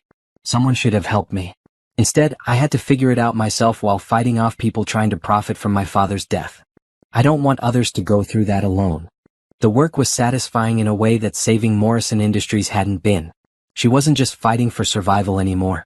She was building something positive, helping others, creating a legacy that went beyond profit margins and balance sheets. She also started dating again. Not seriously, just casual dinners and coffee with interesting people she met through business or friends. After Trevor's betrayal, she wasn't ready for anything heavy. But she was learning to trust again, to let people in, to believe not everyone had ulterior motives. One dinner date turned into 2, then 3. His name was Gabriel Torres, an architect who specialized in sustainable building design. He was funny, kind, successful in his own right, and completely uninterested in her money or her business. He liked her for her, not for what she could give him. You're different than I expected, Gabriel told her on their 4th date. The press makes you sound like some corporate warrior. But you're actually warm, funny. The corporate warrior part is real too, Naomi said. I can be both. I like that. You're complex. Damaged is more accurate. No, strong. There's a difference. Naomi smiled. Maybe he was right. Maybe she wasn't broken after all. Just stronger in places where she'd been wounded. By the time Gerald's trial started in March, Naomi had moved fully into her new life. The trial was a media circus, wealthy investor, elaborate fraud scheme, multiple victims coming forward. Naomi was called to testify about Morrison Industries, walking the jury through how Gerald had sabotaged the company and attempted to force bankruptcy for his profit. Trevor testified too, looking ashamed as he described his role in the conspiracy. His testimony was damaging to Gerald but humiliating to himself. Several jurors looked at him with visible contempt. The trial lasted 3 weeks. The verdict came back guilty on all counts. Gerald was sentenced to 12 years in federal prison and ordered to pay restitution to all his victims. His assets were frozen and would be liquidated to pay his debts. He'd be 70 years old when released, broke, disgraced, destroyed. Justice, Frank said when they heard the verdict. Justice, Naomi agreed. But the word felt hollow somehow. She'd won. Gerald was imprisoned. Trevor was disgraced. Morrison Industries was thriving. She had $30 million, a growing foundation, a new relationship, and a future full of possibilities. She'd gotten everything she fought for. So why did she still feel empty? The answer came to her one night while working late at the foundation office. She was reviewing applications from families who needed help saving their businesses, reading stories of grief and desperation and determination. Each story reminded her of her own journey, her own pain. She'd spent 6 months in survival mode, driven by rage and grief and the need to prove herself. But she'd never really processed her father's death. She'd never let herself grieve properly. She'd been too busy fighting to feel. Now the fighting was over and all that suppressed grief came rushing back. She broke down crying at her desk, mourning not just her father, but the innocent version of herself who'd existed before Trevor's betrayal.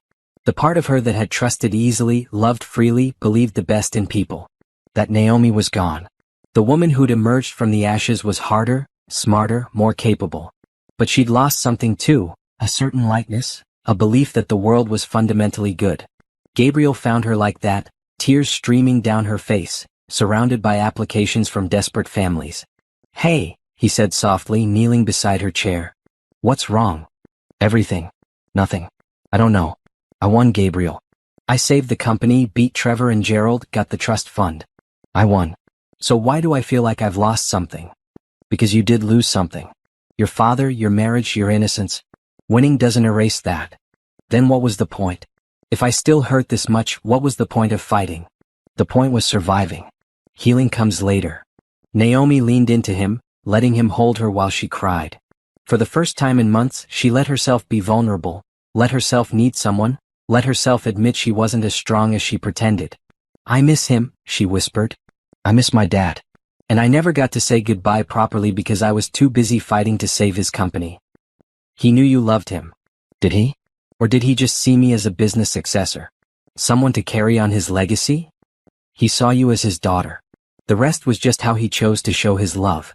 Naomi thought about the letter her father had left her. About his belief in her strength, his pride in her capabilities. Maybe Gabriel was right. Maybe the trust, the challenge, the test, maybe that was how her father said, "I love you." Not perfect. Not what she'd needed. But love nonetheless. "Thank you," she told Gabriel. "For what?" "Father's company. You're so much more than that. And eventually you'll see it too." He was right. She would. But for now, she let herself cry, let herself grieve, let herself be human instead of a warrior. The fight was over. Now came the harder part, learning to live with her victories and her losses, and figuring out who she wanted to be in the space between. 1 year after her father's funeral, Naomi stood at the ribbon-cutting ceremony for Morrison Industries' new facility.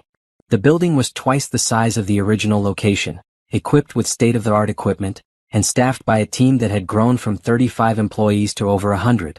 Rebecca Chen, the CEO, stood beside her, beaming with pride. In the 6 months since taking over operations, Rebecca had exceeded every growth target Naomi had set. The company was no longer just stable, it was thriving. "Your father would be amazed," Frank said, appearing at Naomi's elbow. "He always dreamed of expanding. He just went about it the wrong way. He tried to do too much too fast," Naomi agreed. "We're being more strategic." You're barely here anymore." It was true. Naomi had transitioned from CEO to chairwoman, spending most of her time on the foundation and strategic planning rather than day-to-day operations. She visited the Morrison Industries offices twice a week, attended board meetings, reviewed major decisions. But the company no longer consumed her life. "That was the point," she said. "Build something that could run without me." Dad made himself indispensable, which meant the company struggled when he got sick. "I wanted to create something more sustainable." "And you did. Morrison Industries is going to outlive all of us." The ceremony began. Naomi gave a short speech about growth, legacy, and the importance of building for the future. She mentioned her father's vision, his dedication, his belief in the power of American manufacturing. She didn't mention his failures, his struggles, or how close the company had come to collapse. That part of the story was private. The world didn't need to know how hard she'd fought to save this place. After the ceremony, she found Gabriel waiting near his car. He'd flown in from Chicago, where he was overseeing a major project. They'd been dating for 7 months now, taking it slow, building trust. "That was a nice speech," he said, pulling her into a hug. "I hate public speaking." "You hide it well." Come on, we have a reservation. They drove to one of Naomi's favorite restaurants, a small Italian place that her father had loved. She hadn't been there since before his death, couldn't face the memories. But she was ready now. The owner recognized her immediately. Naomi. It's been too long. Your father, he loved this place. Always ordered the same thing: chicken parmesan, side salad, garlic bread. I remember. He would be so proud of you. I read about the company, about how you saved it. He always said you were smart like him. The memory brought tears to her eyes, but they were good tears. Healing tears. Over dinner, Gabriel asked about the foundation. We've helped 12 families save their businesses in the past 8 months, Naomi said. Some with consulting, some with bridge loans, one with a full capital investment. The success rate is about 70%, which is better than I hoped. And the ones that don't succeed? We help them close down honorably. Sometimes saving the business isn't possible, but we can help them minimize losses, protect employees, transition with dignity. That's not what your father wanted, though. He wanted you to save every business. My father wanted a lot of things. But I've learned I can't save everyone. Sometimes the best you can do is help people land softly. Gabriel reached across the table and took her hand. You've changed since we met. You seem lighter somehow. I feel lighter. For the first time in a year, I'm not angry all the time. I'm not fighting. I'm just living. What about Trevor? Or Gerald? Do you ever think about them? Naomi considered the question. Sometimes. Trevor's working as a sales associate at an electronics store. Brittany dropped her lawsuit when she realized he had no money to take. He's apparently dating someone new, telling her he's a businessman who hit some bad luck. Same patterns. Always. Gerald's in prison, probably will be for the next decade. His lawyer keeps filing appeals, but they all get rejected. Justice system worked the way it's supposed to for once. And you feel satisfied with that? I feel complete with it. They faced consequences. I got my revenge. Now I'm moving on. To what? That's the question, isn't it? Naomi smiled. I'm 34 years old. I have more money than I can spend, a company that runs itself, a foundation that's doing good work. What comes next? What do you want to come next? I think I want to live. Not just survive or succeed or prove anything. Just live. Travel, spend time with people I love, wake up without a plan sometimes. That sounds healthy. It sounds terrifying. I've been in crisis mode for so long, I don't know how to just be. You'll learn. And I'll help if you want. Naomi looked at Gabriel, kind, patient, supportive Gabriel who'd been there through the trial, the foundation launch, all of it. He'd never pushed, never demanded, never tried to fix her. He'd just been present. I'd like that, she said. 3 weeks later, Naomi flew to Hawaii alone. Not for business, not for a conference, not for anything productive. Just to sit on a beach and stare at the ocean and remember who she was before her life became a battlefield. She spent a week doing nothing. Reading books, swimming, eating whatever she wanted, talking to strangers. No schedule, no plan, no goals. It was the hardest week of her life. Every day she fought the urge to check work emails, call the foundation, review financial reports. Her hands itched for productivity. Her mind demanded purpose. But she forced herself to sit still. To be present. To heal. On the last day she wrote a letter to her father.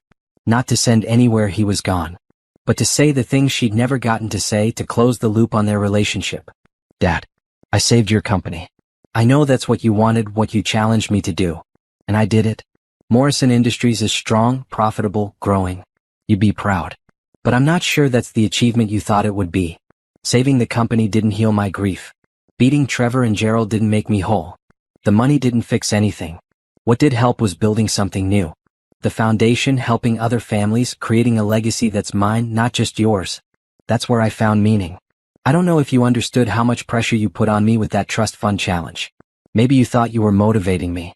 Maybe you didn't realize how scared I was, how close I came to failing. But I made it. And now I'm building a life that's beyond your vision for me. I'm not just the daughter who saved her father's company. I'm Naomi Morrison, businesswoman, philanthropist, survivor. I miss you. I wish I'd had more time with you. I wish the last year of your life hadn't been overshadowed by Trevor's betrayal and Gerald's scheme.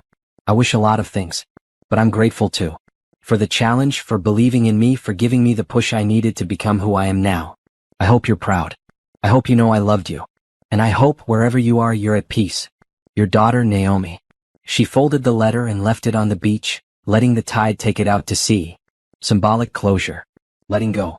When she returned home, Gabriel was waiting at the airport with flowers. "How was Hawaii?" he asked. "Hard. Good. Necessary. Ready to come back to reality? Ready to create a new reality. One that's not defined by fighting or surviving or proving anything. Just living." "That sounds like a good plan." They drove back to her apartment, talking about his Chicago project, her foundation applications, mundane details of life. Normal conversation between people who cared about each other. Later, curled up on her couch with Gabriel, Naomi felt something she hadn't felt in over a year: contentment. Not happiness, not yet. Contentment. The sense that she was exactly where she needed to be, doing exactly what she should be doing, with exactly the right person beside her. "I think I'm ready," she said quietly. Ready for what? To stop being the woman who saved her father's company and start being just Naomi.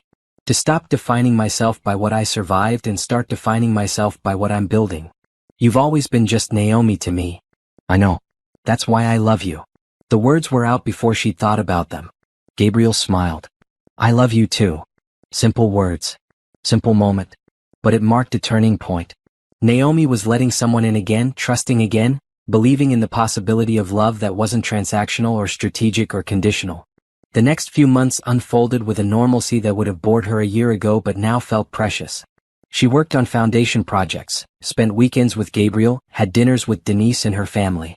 She started attending a grief support group, finally processing her father's death in healthy ways. Morrison Industries continued to grow. Rebecca Chin was talking about opening a third facility, expanding into new markets. The company Naomi had saved was becoming something bigger than even her father had dreamed. Trevor sent her a message one day, asking if they could meet for coffee. She deleted it without responding. He was her past and she was done looking backward. Gerald's appeals were all denied. He'd serve his full sentence. Occasionally, Naomi saw news stories about other victims of his fraud schemes coming forward. The investigation had exposed decades of financial crimes. Gerald would likely die in prison. She felt no satisfaction in that. No joy in his suffering. Just closure. The fight was over. Justice had been served. She could move on. On the anniversary of her father's death, Naomi returned to his grave. She brought flowers and the letter she'd written in Hawaii, a copy she'd kept. "I did it, Dad," she said to the headstone. "I saved your company. Beat the bad guys. Built something you'd be proud of. And I survived. More than survived, I'm actually happy now. Can you believe that? After everything, I'm happy." The grave, of course, didn't answer. But standing there, Naomi felt at peace. She'd done what her father asked. She'd proven herself. She'd earned his legacy. And now she was building her own. 6 months later, Gabriel proposed. Not with fanfare or drama, just a quiet moment at home, both of them in sweatpants watching TV. "Marry me," he said during a commercial break. "What?" "Marry me. Not because we need to or because it makes financial sense or because of anything except that I love you and want to spend my life with you." Naomi thought about her first marriage. Trevor's calculated proposal, the hidden motives, the betrayal that was already being planned. She thought about how different this was: simple, honest, real. "Yes," she said. "Yes, I'll marry you." They planned a small wedding. Just family and close friends. No big production, no expensive venue. Just a commitment between two people who'd found each other after they'd both learned the hard lessons about trust and love. Denise was her maid of honor. Frank and Rebecca attended from Morrison Industries. Gabriel's large family flew in from around the country. It was warm, intimate, perfect. As Naomi walked down the aisle, she thought about how far she'd traveled in the 2 years since her father's death. From grief and betrayal to strength and love. From fighting for survival to building a life worth living. The ceremony was short. The vows were simple. When Gabriel kissed her, Naomi felt tears on her cheeks, happy tears this time, not grief. At the reception, Frank raised a toast. To Naomi, who taught us all that the best revenge is a life well lived. Everyone laughed and raised their glasses. But as Naomi looked around at the people she loved, at the life she'd built from the ashes of betrayal, she realized Frank was only partly right. The best revenge wasn't just living well. It was becoming someone stronger, kinder, more capable than the people who tried to destroy you. It was building something beautiful from their attempts to tear you down. Trevor and Gerald had tried to profit from her father's death. Instead, they'd unleashed something they couldn't control: Naomi's determination to not just survive, but to thrive. She'd saved her father's company, built a foundation that helped others, found love again. Created a life that was authentically hers. That was the real victory. Not the $30 million, not Gerald's imprisonment, not Trevor's disgrace. The real victory was standing here 2 years later, genuinely happy and at peace. What are you thinking about? Gabriel asked, pulling her onto the dance floor. How grateful I am that Trevor filed those divorce papers. Really? Really? If he hadn't, I'd still be trapped in a fake marriage with a man who didn't love me. I'd never have discovered my own strength. I'd never have met you. So you're thanking him for his betrayal? I'm thanking him for the opportunity it created. He thought he was destroying me. Instead, he freed me. Gabriel spun her around. You're an impressive woman, Naomi Morrison Torres. I know. They danced, surrounded by family and friends, celebrating not just a wedding but a triumph. Naomi had fought her battles, won her victories, and earned her happy ending. Morrison Industries thrived. The foundation grew. Her marriage was built on honesty and respect. She created a life her father would be proud of, not because she'd followed his exact vision, but because she'd taken his challenge and made it her own. That night, lying next to Gabriel in their hotel room, Naomi allowed herself to finally, fully, completely let go of the past year's pain. Trevor was working retail, broke and alone. Gerald was in prison. Brittany had moved on to her next mark. They were all footnotes in someone else's story now, not major characters in hers. And Naomi? Naomi was the CEO of her own life, the architect of her own happiness, the author of her own ending. She'd gone from widow and betrayed wife to businesswoman and philanthropist. From victim to victor. From broken to whole. The inheritance her father left wasn't just $30 million and a company. It was the challenge that forced her to discover who she really was. And who she was, it turned out, was extraordinary. I love you, Gabriel murmured sleepily beside her. I love you too. Simple words. Honest words. The kind of love she'd once thought she had with Trevor but had been an illusion. This was real. This was earned. This was hers.